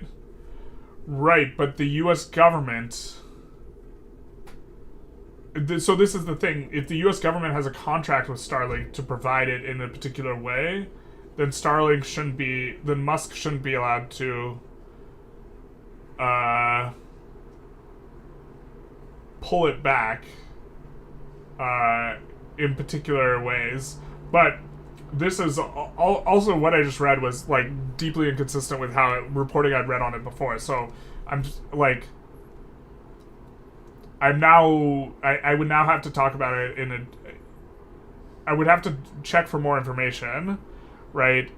And I'm like sorting through my thoughts a little bit on it. But in this scenario, as I was describing, which might not be the scenario that was the case, if the U.S. government is paying Starlink to provide it, and that area included Crimea, and then in the middle of a military operation, and I'm not saying this is the case because what we just read was inconsistent with that, if in the middle of that military operation they revoked that in a way that was not ordered by the U.S. government, had nothing to do with the U.S. government, right, then that would be a national security problem. It's not a public good, but it was bought by the service was bought by the state, right? And intentionally turning off the service, at the very least, should like get your contract wrecked. But one of the problems is that Musk has a monopoly on Starlink, right? So the U.S. government doesn't have an option except for Musk.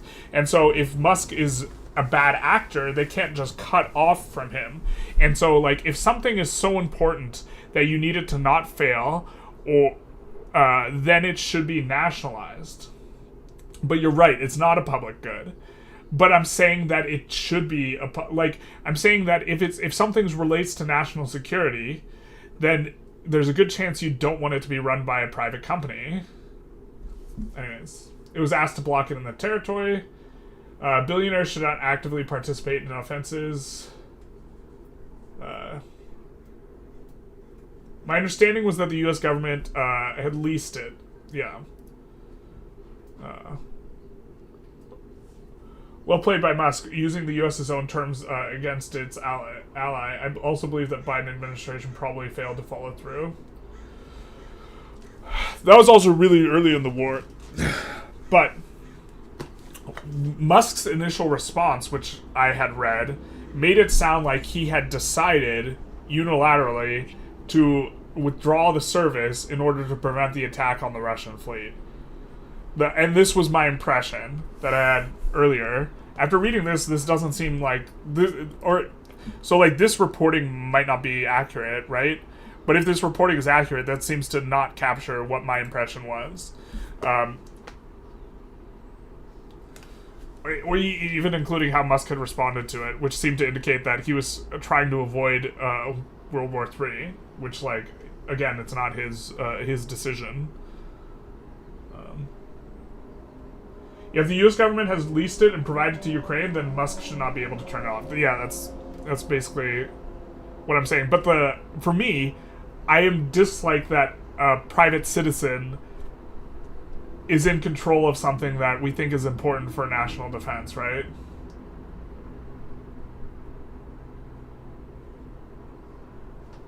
You're ignoring the fact that dozens of Russian ships were sunk using Starlink? That has relevance? Yeah, I don't have a problem with Russian ships getting sunk using Starlink. That's the entire... I mean, he's providing it largely to the military.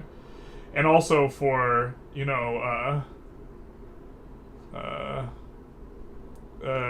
ability for people to get information out. I don't want to be rude, but I think if you have one amendment that is in a sole place for you to have arms to keep your government in place, if we consider it Starlink as a super weapon, it sounds reasonable. If you have one amendment that is in sole place to have arms to keep your government in place, we have consider Starlink as a weapon. I mean, it's tactically important, or relevant. What are you suggesting that a citizen? Are you suggesting that it's a weapon that's too powerful for a citizen? Lease terms should be temp partial ownership. You cannot pull out of military equipment even if you're a civilian owner. Yeah, but this is suggesting that it was never on in Crimea. Ukraine just thought it was on. The thing that's concerning to me, though, is that what if... I don't know the nature of the contract or any of the details, and this is a little bit too much to get into, but if it said that it was supposed to be turned on in Ukrainian territory, that is now ambiguous, right? Because de facto, Crimea is part of Russia. De jure, in terms of international community, they think that Crimea is a part of Ukraine. And so if he was supposed to have it on in Ukraine, and that was never clarified, which is a disgusting oversight, then it should have been on in the first place. But it sounds like there's a breakdown of communication, and the Ukrainian military thought it was on and it wasn't, and then Musk refused to turn it on. Yeah. Why are we treating it as if it was true? There are two versions. What is more likely? I don't know which one's true. And to speculate which is more likely is just super subjective. I seriously doubt it, actually. I mean, if there was a lease contract and Elon just turned it off willy-nilly, surely he'd be prosecuted. I don't know the answer to this. But, yeah, that would seem reasonable. I think that, I mean, my major point is still I don't think that Starlink should be something that, I think if the U.S. government wants to use it for strategic purposes, they should just build their own satellite network and not, be reliant on a private company. I think that that's like a huge like problem. Is it a weapon that Musk can leverage? Is my understanding if he feel like he could expand the conflict.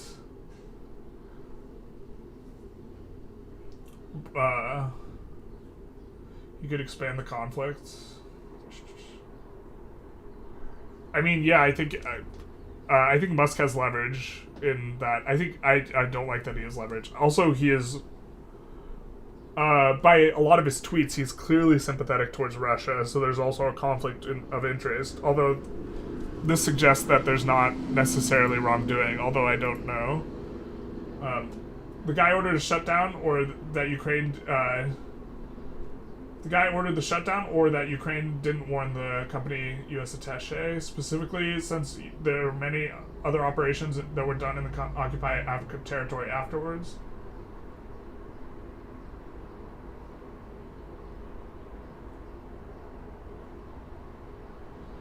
Then since there were many other operations that were done in occupied territory after.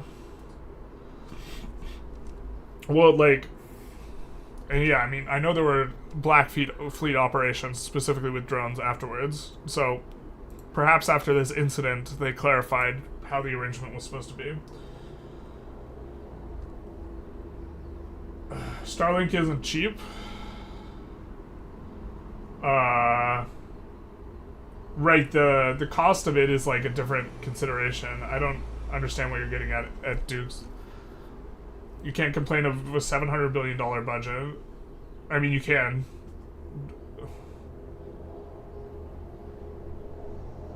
Like, I don't think that... If you're contracting out Starlink, you're paying for it. Like... Anyways. Then again, no other company managed to develop, and NASA's over budget. Yeah, calling NASA over budget's like a bit of a... like... missing the mark regarding what NASA's done, though. Because NASA invented all the technology. Or, like, an enormous amount of... Like, NASA paved the way for companies like Musk's to, like, come into being. Because they, like... A majority of the trial and error, which is deeply inefficient, was done by NASA in regards to, like, space stuff. Although government's generally inefficient, yeah. But, like, it's a bit... acting like NASA it should be held to the exact same standard as, like, Starlink or, you know, Musk's SpaceX is, like, a little crazy. Private companies of war, surely that can't go wrong, yeah. Non-reusable rockets, yeah. Well, I mean, like, the SpaceX was built off the back of the innovation that was done by NASA. Anyways, let's get back to this. Ethos in the classic invokes the ancient Greek understanding of ethics, which is much more based on stylized practice than on a codification of rules that can't be broken. Moral practice included not only the treatment of others, but the treatment of oneself as well. To be moral not included only not mistreating others, but also taking care of one's own health and wellness. Personal strength was a moral injunction embodied in the language itself. Their word for moral virtue was arete, which we discussed earlier in the stream, which can be roughly translated as excellence. A practice, an ethos, a craft. Above 2 paragraphs needs examples. See Foucault. We even cited Foucault up there. Don't touch the modern the anthem of the modern ethos is not a useful directive for attention, as saying don't think of the gorilla invariably summons one. Okay, so I got some stuff I wanted to put in there, which is what that was about. Right now, NASA's trying to get back on the moon. The cost of this is astronomical. Yeah, I think that getting back on the moon is kind of silly, but but I also don't. I'm not involved with the determining why we should do that and this type of thing.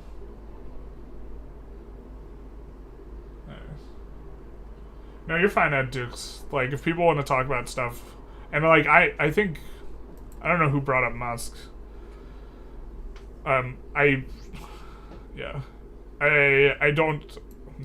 don't have a positive opinion on Musk. I don't have a super strong opinion either because I haven't like done a deep dive on Musk. So like, yeah. You like your buttons? Big nice. Yeah. What does it mean to have an ethics attention, then? An ethos? When Crawford calls for an ethos, he invokes the ancient Greek understanding, one that entails a focus on practice over transgression, and as a frame of pursuing excellence, craftsmanship. In the final fifth or so of his book, he has a chapter that discusses the craftsmanship that goes into organ making, as in the big giant piano things, which is the structure, which is intricate and beautiful. But the chapter itself is somewhat reminiscent of Lanham's Barbie chapter, in that it is a performance. By focusing on the beauty and intricacy of craftsmanship, he is engaging in a bit of fluff to drive his point across. The dust jacket and the cover of his book is another such elegant and beautiful example of this fluff.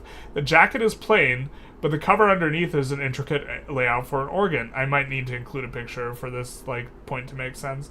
It is clearly a criticism of the superficial, but it itself is done in a superficial way. It's like Duchamp's toilet all over again. Because presentation matters, but so does practice. What we need is an ethos that is informed by both Crawford's perspective as well as Lanham's. So, Crawford's perspective, attention is being appropriated and we should retreat into practice. And Lanham's, we're in an attention economy and we need to, play the game of rhetoric. Let's recall these two men's backgrounds, because they add a rich layer of color to their ideas. Both men are academics. Crawford is a motorcycle mechanic who invokes Kant, who is about as far from a biker as philosophers get. Yeah, to justify his argument. Yeah, it's just like, if you've read Kant, it's like, Kant never left the city he was born in. It's like the exact opposite of a biker. Lanham is a stylist and a rhetorician who thinks that about economics and value. In a sense, they both have dichotomies within them that inform their perspectives on attention, and their perspectives on attention can be further juxtaposed, again, with each other's as a dichotomy. The picture Lanham paints is quite a bit more cheery than the dystopian corporate state of affairs that Crawford does. The problem with Lanham's viewpoint is that what's going on is a little more than just a new avenue for expression art. He seems to be less wary of the insidious nature of things that Crawford warns against, that it is naive to think of one's preferences are their own and not being influenced by social engineering through the medium of attention. And so that is to say,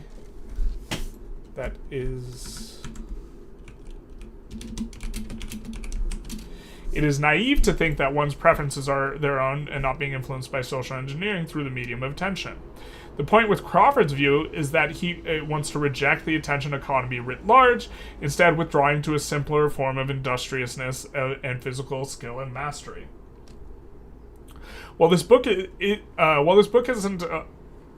isn't a book on the economic developments of the nature of the workforce, I think it's appropriate to point out that automation is coming for a lot of the physical craftsmanship that Crawford endorses.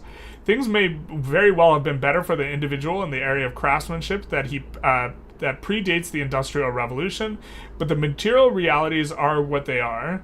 That's kind of an insipid sentence, isn't there? Are what they are. It is what it is, my guys. I guess it kind of fits, but I don't know how I feel about that. Independent of what we'd like. The call to make craftsmanship a career and find flow through mastery might not be feasible for most people anymore. What's more, those who are able to support themselves through craftsmanship are likely going to need to operate in the world of fluff as well, learning how to present themselves in a way that is heard and brand themselves as a superior in some distinct way to automated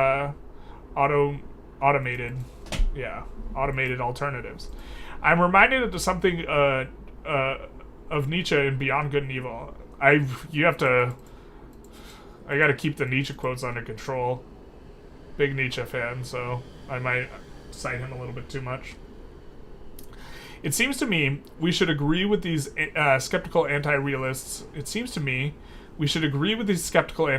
And knowledge microscopists of today. Their instinct, which repels them from modern reality, is unrefuted. What do these retrograde bypaths consider? This quote's probably not appropriate. I love this quote, though. Retrograde bypaths consider us. The main thing about them is not that they wish to go back, but that they wish to get away. A little more strength, flight, courage, and artistic power, and they would want to rise, not return. This, of course, being a criticism of Crawford. Crawford, repulsed by the noise and unavailability of silence, rightfully wants to get away from the current state of affairs. But the way back to economies of the past is shut. He's right that we need an ethics of attention, but we need to move forward to get it. We need to rise above the impositions that are being made on our attention, but for that, we're going to need a synthesis of these two perspectives. To that end, we're going to need to reclaim our attention through the practice of structured introspection, but that structured introspection needs to be informed by the same principles of human psychology that inform the designs that are meant to engage us, rather than just provide value. We need to fight fluff with fluff. If anyone quotes this book, I hope they quote this. Let's continue with the frogs in the soup analogy. To regard the situation as a new medium of expression and not regard it as dangerous is to allow ourselves to be cooked alive, the victims of mere engagement. But to leap out of the pot and hop away, that is to say, to withdraw from the previous states of development, away from all this stimulation and demands on our attention, and seek industriousness through mastery and physical labor, unless, of course, that is the project we want to involve ourselves in, that is to avoid the problem entirely. It is the decision that if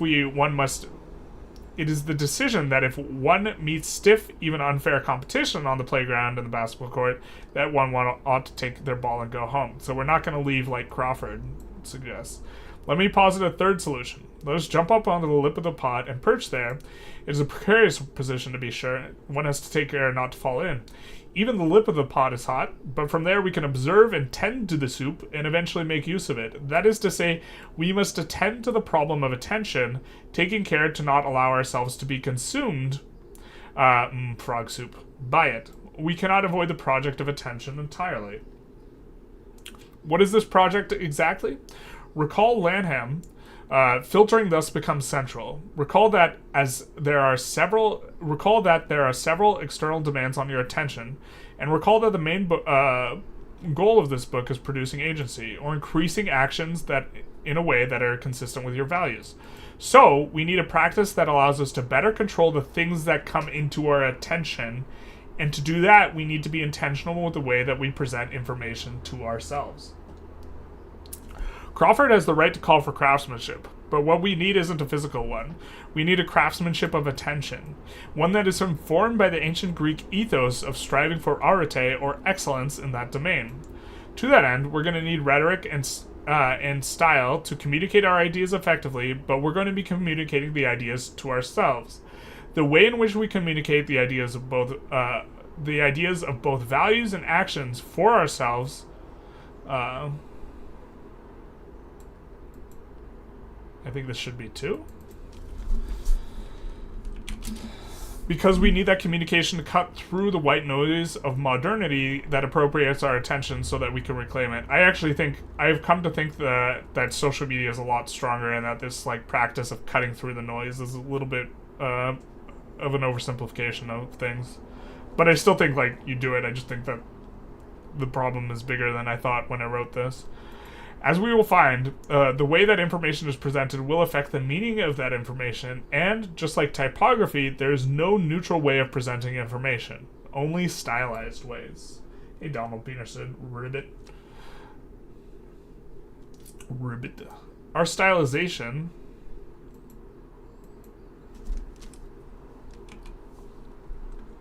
needs to be informed by 1, reality and the state of affairs of what it means to be human, and 2, empirical data to support both direction and methodology. You should read about data colonialism sometime. It's the most bizarre thing I've ever read. I've actually... Here, why don't we write that down?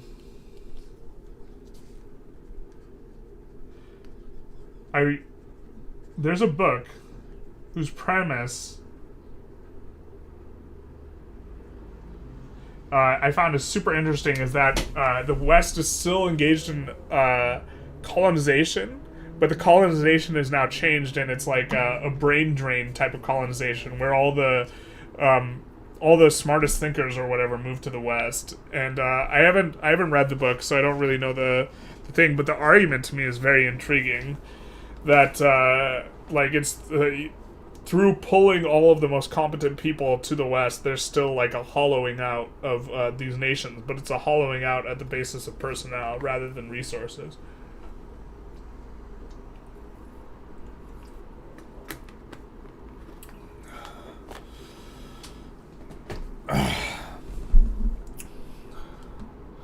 The two obstacles need to be overcome or navigate around. First is that any given moment, we cannot choose the things that... there are two obstacles to overcome or navigate around. And this will be the subject of the next chapter, which I think we'll probably do next week. First is that any given moment, we cannot choose we cannot choose any new thing that comes into our attention. What comes into your attention, you don't consciously decide, but once it's there, you have a bit more conscious action. If it were in our consciousness to be chosen, then we would already be attending to it. Second, we cannot not think of things. If I ask you to think of not to think of the pink gorilla, you invariably think of the pink gorilla. I gotta find the study. There's a study for this. It might have been an elephant, but I'm not sure about drawing actual people. What I was referring to was harvesting data. Yeah. Your thing just reminded me of the thing. I wasn't saying it was the same thing, but like it also makes sense that what is it? Cambridge Analytica was like that. The testing of undermining and controlling elections through social media was tested on a bunch of other countries before, some of those practices were brought home to roost, let's say. And so, I don't know the details as much about Cambridge Analytica. That's something I've been meaning to like find out more about, but yeah. How can we control our attention then? Neuroscience offers an answer as well as another problem that we won't fully address for several chapters, but the problem does well to highlight the significance of the answer, so we'll look at it here. The problem is free will. In order for any practice of attention to make sense, then one must be the author of their own actions, at least in some sense. Unfortunately, broad swaths of both neuroscientists and philosophers, the individuals who are most concerned themselves with theories of free will, often deny its existence. Neuroscience and public intellectual Sam Harris is rather direct in stating, free will is an illusion. Our wills are simply not of our own making. Thoughts and intentions emerge from the background causes which we are unaware of and over which we exert no conscious control. We do not have the freedom freedom we think we have. Free will is actually more of an illusion, or less, in that it cannot be made conceptually coherent. So this is Sam Harris. One of Harris's primary objections draws on studies that have to do with the neural coordinates of a decision preceding the conscious awareness of that decision. Man, that's quite a sentence.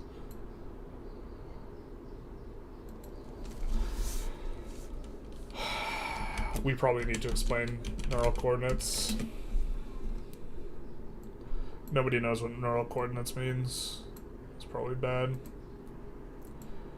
Of a decision preceding neural coordinates are like so to some extent areas of the brain have been mapped, and if an area lights up with activity, you know that someone's thinking of or about a particular thing, and that's called like a neural coordinate. So the like language center of the brain has a certain coordinate, and so if that's lighting up, we know that the person's thinking about language when they are being MRI scanned, and this is what neural coordinates refer to. Unfortunately, like it's really poorly mapped out, and so like this objection of Harris, I think, is a little bit in bad faith because we're nowhere near having like a perfect sort of mapping of neural coordinates, and also neuroplasticity suggests that the coordinates are going to vary from person to person and this type of thing. But all right, when individuals have electrodes hooked up to their brains in ordered areas to correlate with simple motor functions, that area of the brain will light up before they engage in that motor function. Okay, well maybe we do explain it. We just like ordering. The ordering's a little bit weird, but okay. What's significant is that those areas in the brain will light up before the individual is aware of their conscious decision to engage in that movement. In other words, we will neurologically start movement before we are consciously aware of our decision to move. The argument is that if conscious decision isn't causing the action, in what sense is it free will? Our conscious awareness of some sort of decision after the fact is merely the illusion of the decision. His second objection is a more philosophical one regarding causation. If we can theoretically trace back who we are to our environment or our genes in causal links, then in what sense do we have ownership over the cause of our own actions if the cause is external? So that this is highlighted indicates that I want to rework this, but let's read through it anyway. Let's put a pin in that and come back to free will in a minute. OCD, depending on the severity, can be a rather debilitating condition, but is a rather interesting one to think about when it comes to both attention and agency. In particular, in the particular of attention, it has a sort of problematic structure that Crawford warns against. First, there is an obsession, unwanted attention directed at that particular thing, and there is abundance of attention. It sounds a little like appropriate attention, the difference being that OCD is more specific and that individuals with OCD are largely aware of their lack of control in their attention. Then there is the compulsion behavior. The behavior that isn't wanted by the individual, but is engaged in for the purpose of the cessation of the intrusive or obsessive thoughts. By the definition of the disorder, the compulsion is maladaptive. That is to say, it's inconsistent with the individual's values. It's entirely reasonable that whatever therapeutic inventions are used to successfully treat OCD would also be effective uses as countermeasures against appropriated attention in the ethics of attention. Psychiatrists Jeffrey Schwartz and Sharon Begley, in the book The Mind and the Brain, I have mixed feelings on this book, but it is pretty important reference in this book, or in what I've written, agree with the general sentiment of Harris's objections against free will, namely that one has little control over what enters their mind, and that the brain itself as the driver of action can also be an indicator of action before the individual consciously decides. Notably, much of Schwartz's research is also done on OCD, leaning heavily on neuroscience to justify his ways of thinking. Schwartz, however, thinks that there is a way out for free will. I see the concept, Richard writes, I see the concept of free will as more of a way for societies to regulate themselves by giving responsibility for individual actions. Yeah, so Harris is very, it makes sure very much so to go out of his way to note that he thinks that, punishment, to the extent that it is a deterrent, should definitely be done, and that's done under kind of this model of responsibility. And so, he definitely thinks that people should be punished for crimes and such, which is, kind of a response to that. But he thinks that if punishment is not going to act as a deterrent, that it's just causing suffering for no reason. And so, it's a bit of a departure. Okay. Although the passive stream of contents of consciousness may well be determined by the brain mechanism, the mental and emotional response to that stream might not be. The OCD patient, in other words, may have the capacity to focus attention in a way that is not fixed or predetermined by the pathological brain state. What type of mental and emotional response might that be? Individuals can choose to continue to attend to something once it enters their awareness. You might not be able to summon the pink gorilla into your mind without being aware of it, but you can choose to continue to focus on it once it's already in your attention. Second, and more significantly, that attending can, because of neuroplasticity, result in a physical change in the brain. The directionality of causation between the brain and consciousness is more than just the brain acting on consciousness. It's a two-way interaction. Conscious mental activity shapes the brain. Yes, in some sense, we may be at the mercy of what our brains bring into our attention because we don't choose what enters. But at the same time, we can shape our brain through how we choose to continue to attend to things that enter our attention. More on that at next chapter. For now, we're going to take a look at our first mental exercise. And I need to write up a thing on meditation, which is hence the highlights on this type of thing. If we think back to Crawford and his appropriation model of attention, I'm actually not entirely sure that this is the most updated version of this. Now that I'm reading back over it, is it?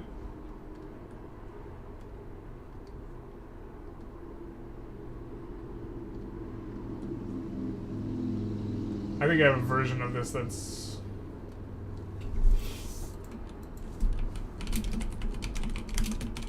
Is this the most recent version?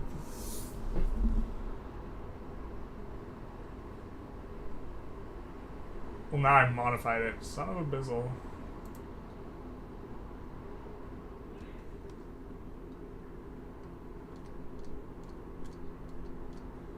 Okay, maybe it is the most recent. That's rough. Okay. A person with OCD is not an OCD patient. Thank you. Fair. Ooh.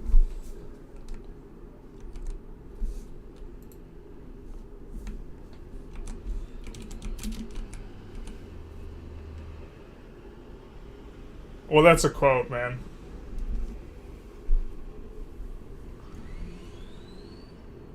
He's also talking from his experience, like, in treating people. But I'm not gonna change his quote.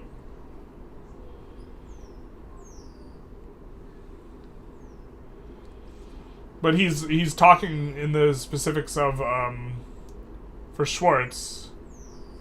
He's talking in the specifics of treatment in here. The context is one where he's like actually talking about a patient. Like someone who's undergoing treatment.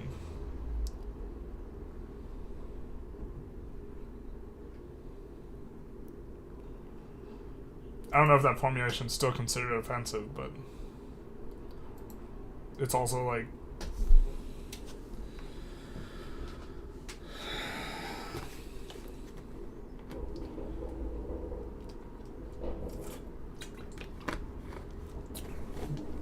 I mean, I could do the thing where I bracket it, but like that's preferable to not do. Like I could bracket the person with OCD, in other words, may have the capacity to focus their attention. I can do that, but like also it's relevant that he's treating people, like, and they are patients of his. The idea that we don't choose what enters our doesn't seem correct to me. Someone first decided to think about pink gorillas in order to start the pink gorilla meme. It came out of their imagination. Right, but they didn't consciously choose it in their imagination, is the idea. Like,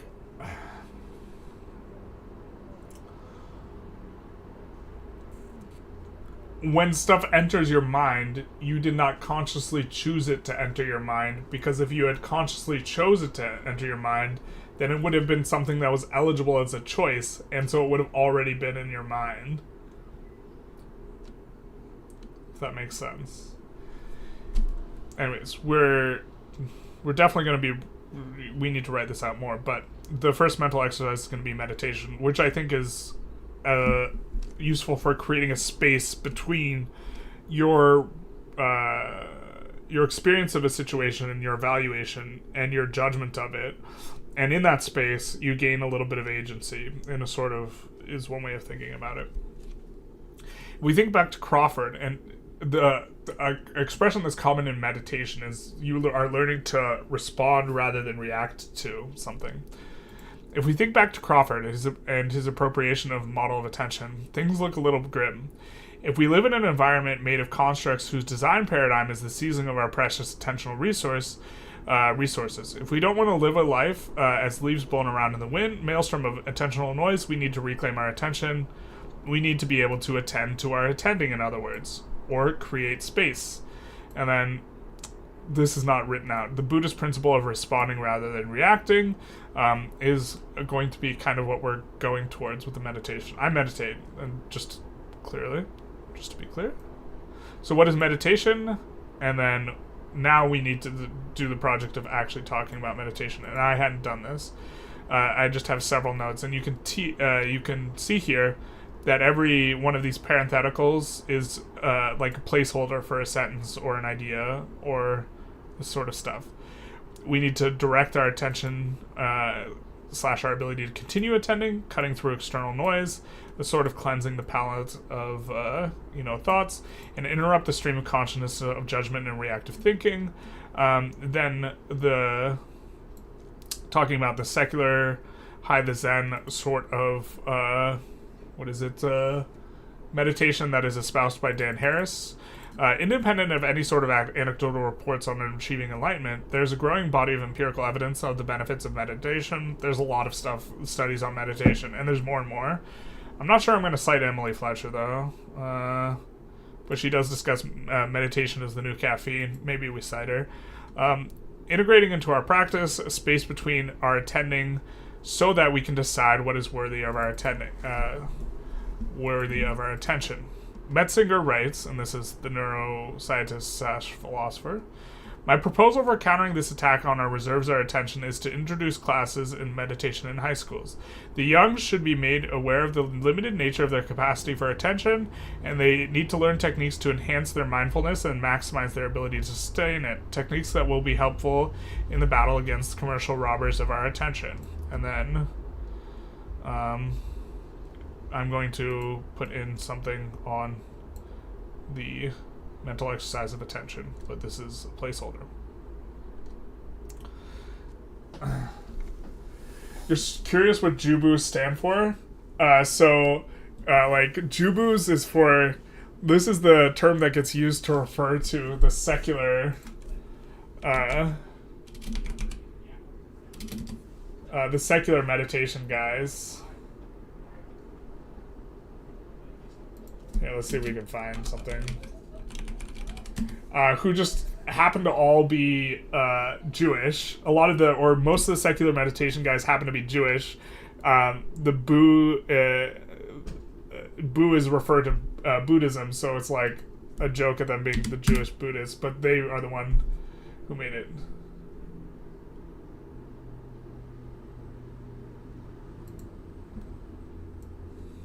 And it's a little bit of shorthand.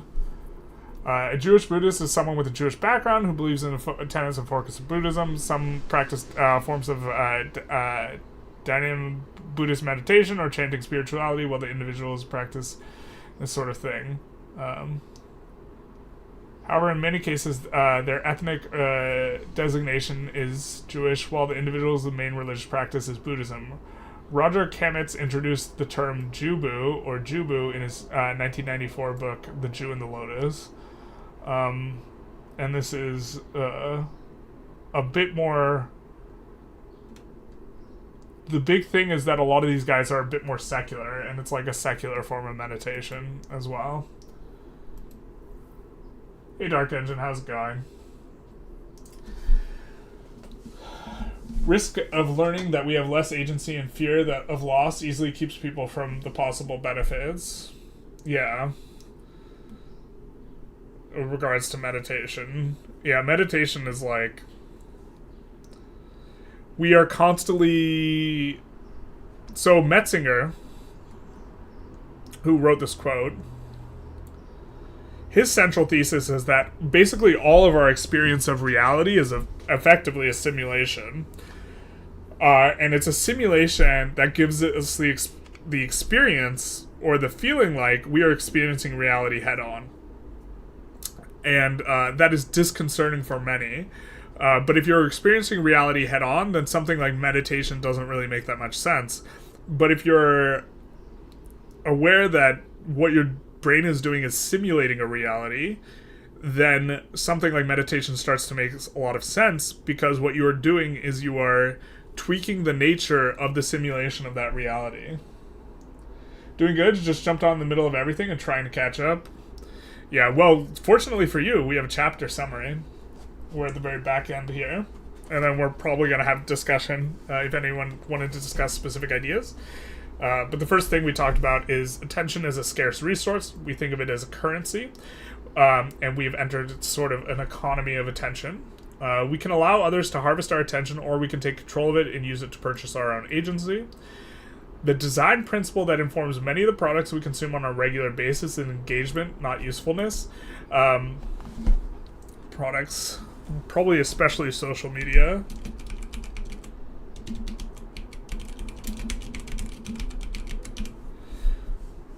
Presentation matters. Fluff has substance in that it affects both our quality of our attention as well as the coloring of the information presented.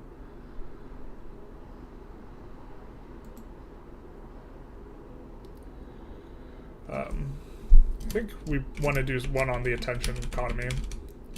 We'll come back to that if we ever try and rewrite this for publication. But the important sort of metaphor that I really like is that we've gone from 3 different stages of economy. We went through the Industrial Revolution, where the focus was on the stuff. Then we went through the information economy, when the important thing was the loud cars outside. When the important thing was gaining access to the information. And now we're in a separate sort of thing, where Information is effectively free, and there's an enormous glut of it. And so the important thing is not the information itself, but rather the presentation of it, because the throttle is no longer finding information, it's actually being able to process all the information that's out there. And so because you can't process everything, the thing that is going to determine what you can process is what you pay attention to. So now attention is the scarce resource, and this is what we mean in this one. So we talked about the attention economy. We can't control what enters our attention in the moment, but we can control what we continue to attend to. This is the site from which we must expand our ethics of attention, and this is kind of the excuse me. This is the central starting point of the thesis of the book, where we are going to be trying to expand an entire model of agency from the beginning starting point of we can focus on what we continue to attend to, and because this is the very narrow focus, we need to rely on, at least at kind of the initial outset, on structured mental introspection like meditation, in order to sort of condition our mind to be able to, ahead of time, later, more proactively, affect what is the types of things that are going to enter our attention, or how we are going to judge our own internal experience.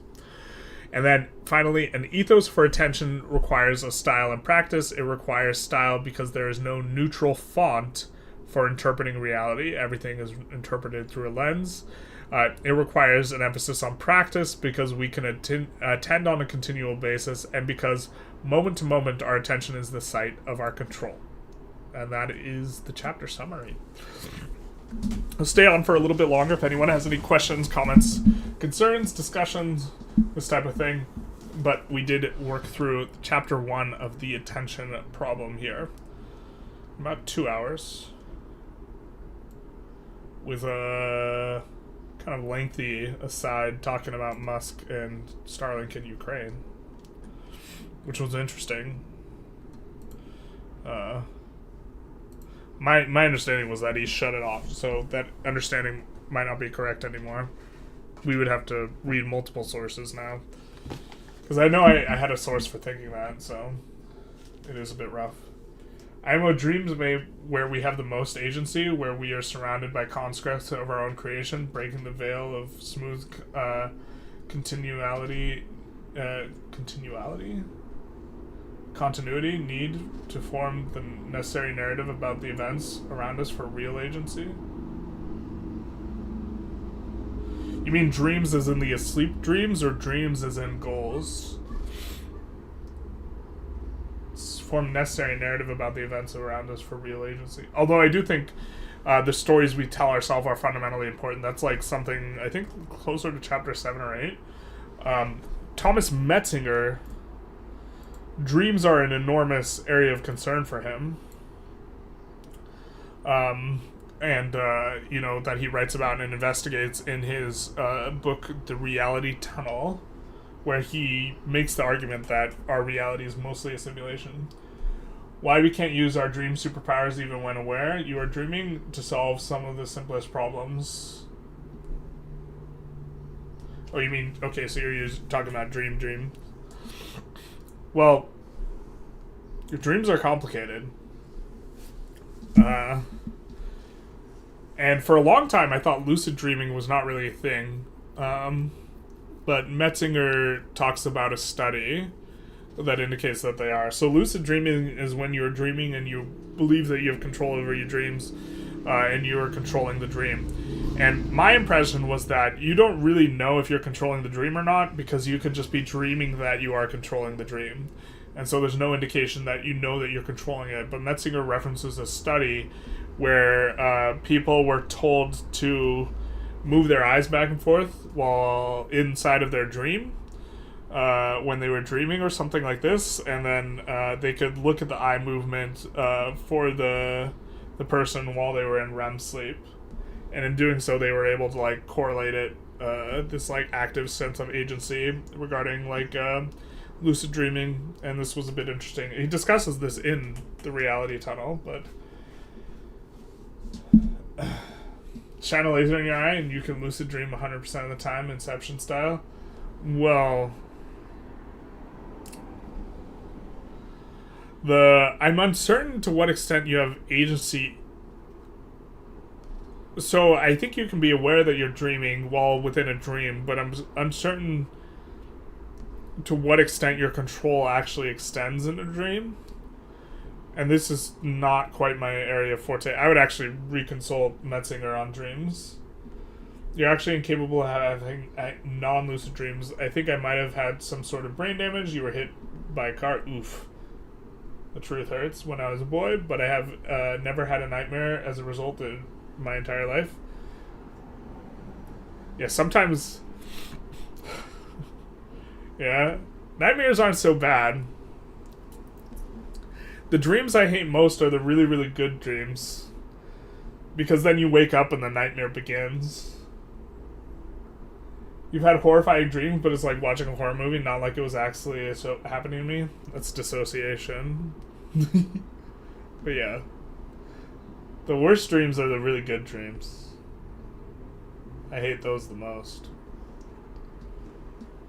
You had sleep paralysis once? Most disturbing thing I've ever experienced. Metzinger talks about that a lot in his book, The Reality Tunnel. I mean, I guess we can... I'm not going to copyright strike myself, am I? Because we keep referencing Metzinger, right?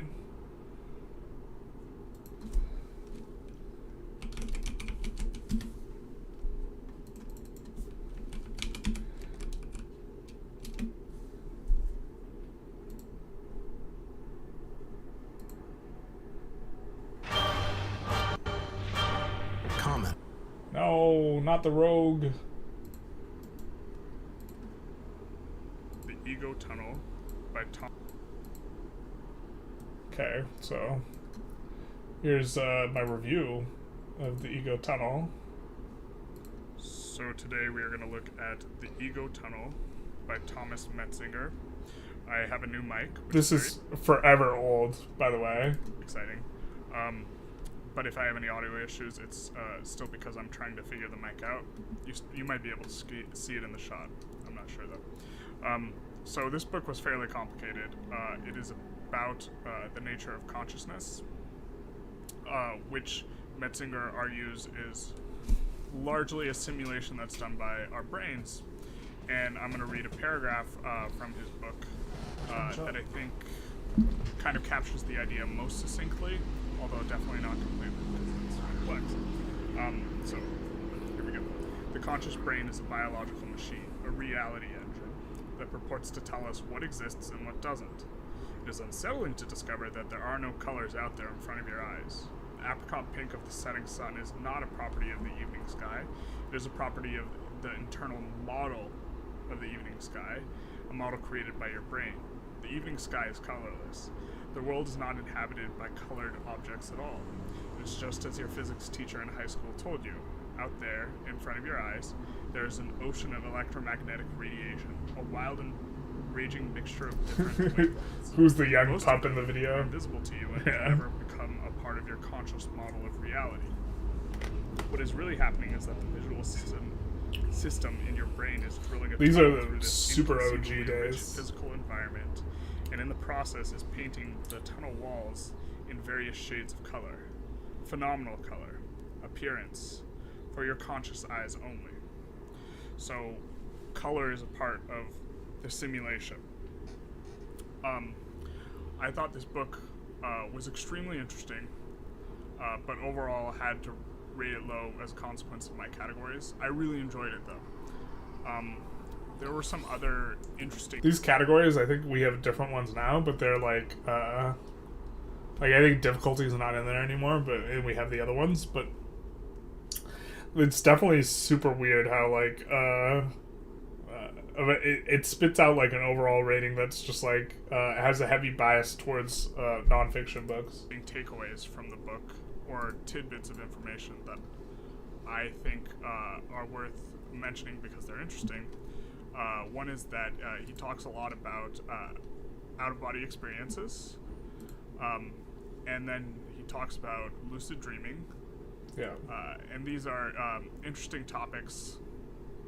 Specifically, he talks about them in regards to his model of simulate the experience of others in order that we might be able to predict and understand their behavior. Alright, I think this is going to be a little bit of a slog for us to get through. If you're interested, I'm going to link it in the chats. But I think other than that, we're going to outro the stream. If you wanted to hear more about this, or we just switch back to discussion more.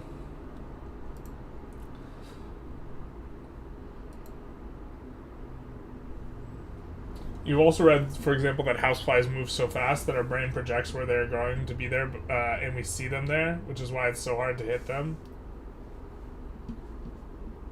Yeah, so your brain, you're not actually seeing, you're seeing a construction, and like the chaos that actually exists out there in terms of electromagnetic light is just like static. And also like there's like studies that show that like what goes into your eyes is just like pure chaos, and your brain just makes sense of it, but it's entirely like a reconstruction. Like it's just like it's like watching white noise on a television screen in terms of like what actually hits your eyes. And the study of the like phenomenology like goes into this a little bit, but it's just your reality is like basically entirely constructed based on very, very rough perceptual experience. My horrifying discovery on this level is that we have all sorts of organisms living all over our bodies, including mites and eyelashes, and they look like something out of horror movies. I'd hate to make the nightmare even worse, Dark Engine, but it's not that we have a bunch of living organisms all over our bodies. We have them inside of our bodies. There's a bunch of stuff with different DNA than us inside of our bodies, which, if removed, would kill us. And in some sense, like, we are a like walking ecosystem, especially the microbiome of our guts, which is just like, we think of, part of the illusion is that we simulate ourselves as like a discrete entity that's like our own individual thing, but like a construction of all these like systems. But I think that's maybe a discussion for another time. I also really have to pee. So I think what we'll do is we will, for the Twitch viewers, we might send you to the Victoria 3 streets, because I think that's the primary thing that my viewers are interested in. Yeah, this guy seems like he's streaming in English. Is he? Dude, what did you yesterday? Just wipe everybody out. So I'm giving them some. Okay. We're gonna stream the number one. We're gonna raid the number one English Twitch streamer, or English Victoria 3 streamer right now. You're very welcome for the stream, Asper. We'll send you out on your way. And then to the YouTube viewers, we will also bid you farewell. If you liked, feel free to like, comment, subscribe. You know, do the YouTube algorithm thing, the big nice. And then I somehow don't mind as much when it's inside. At least it's not outside, you know. Well, so here's also the darker thing. Dark Engine is not only is that stuff inside of it, it's also technically outside of us. Technically, we are a cylinder of sorts, and our entire digestive system is outside of our body. But it's perhaps a little bit of a rough one. Game over, basically. Alright, you guys, take care. Have a good one.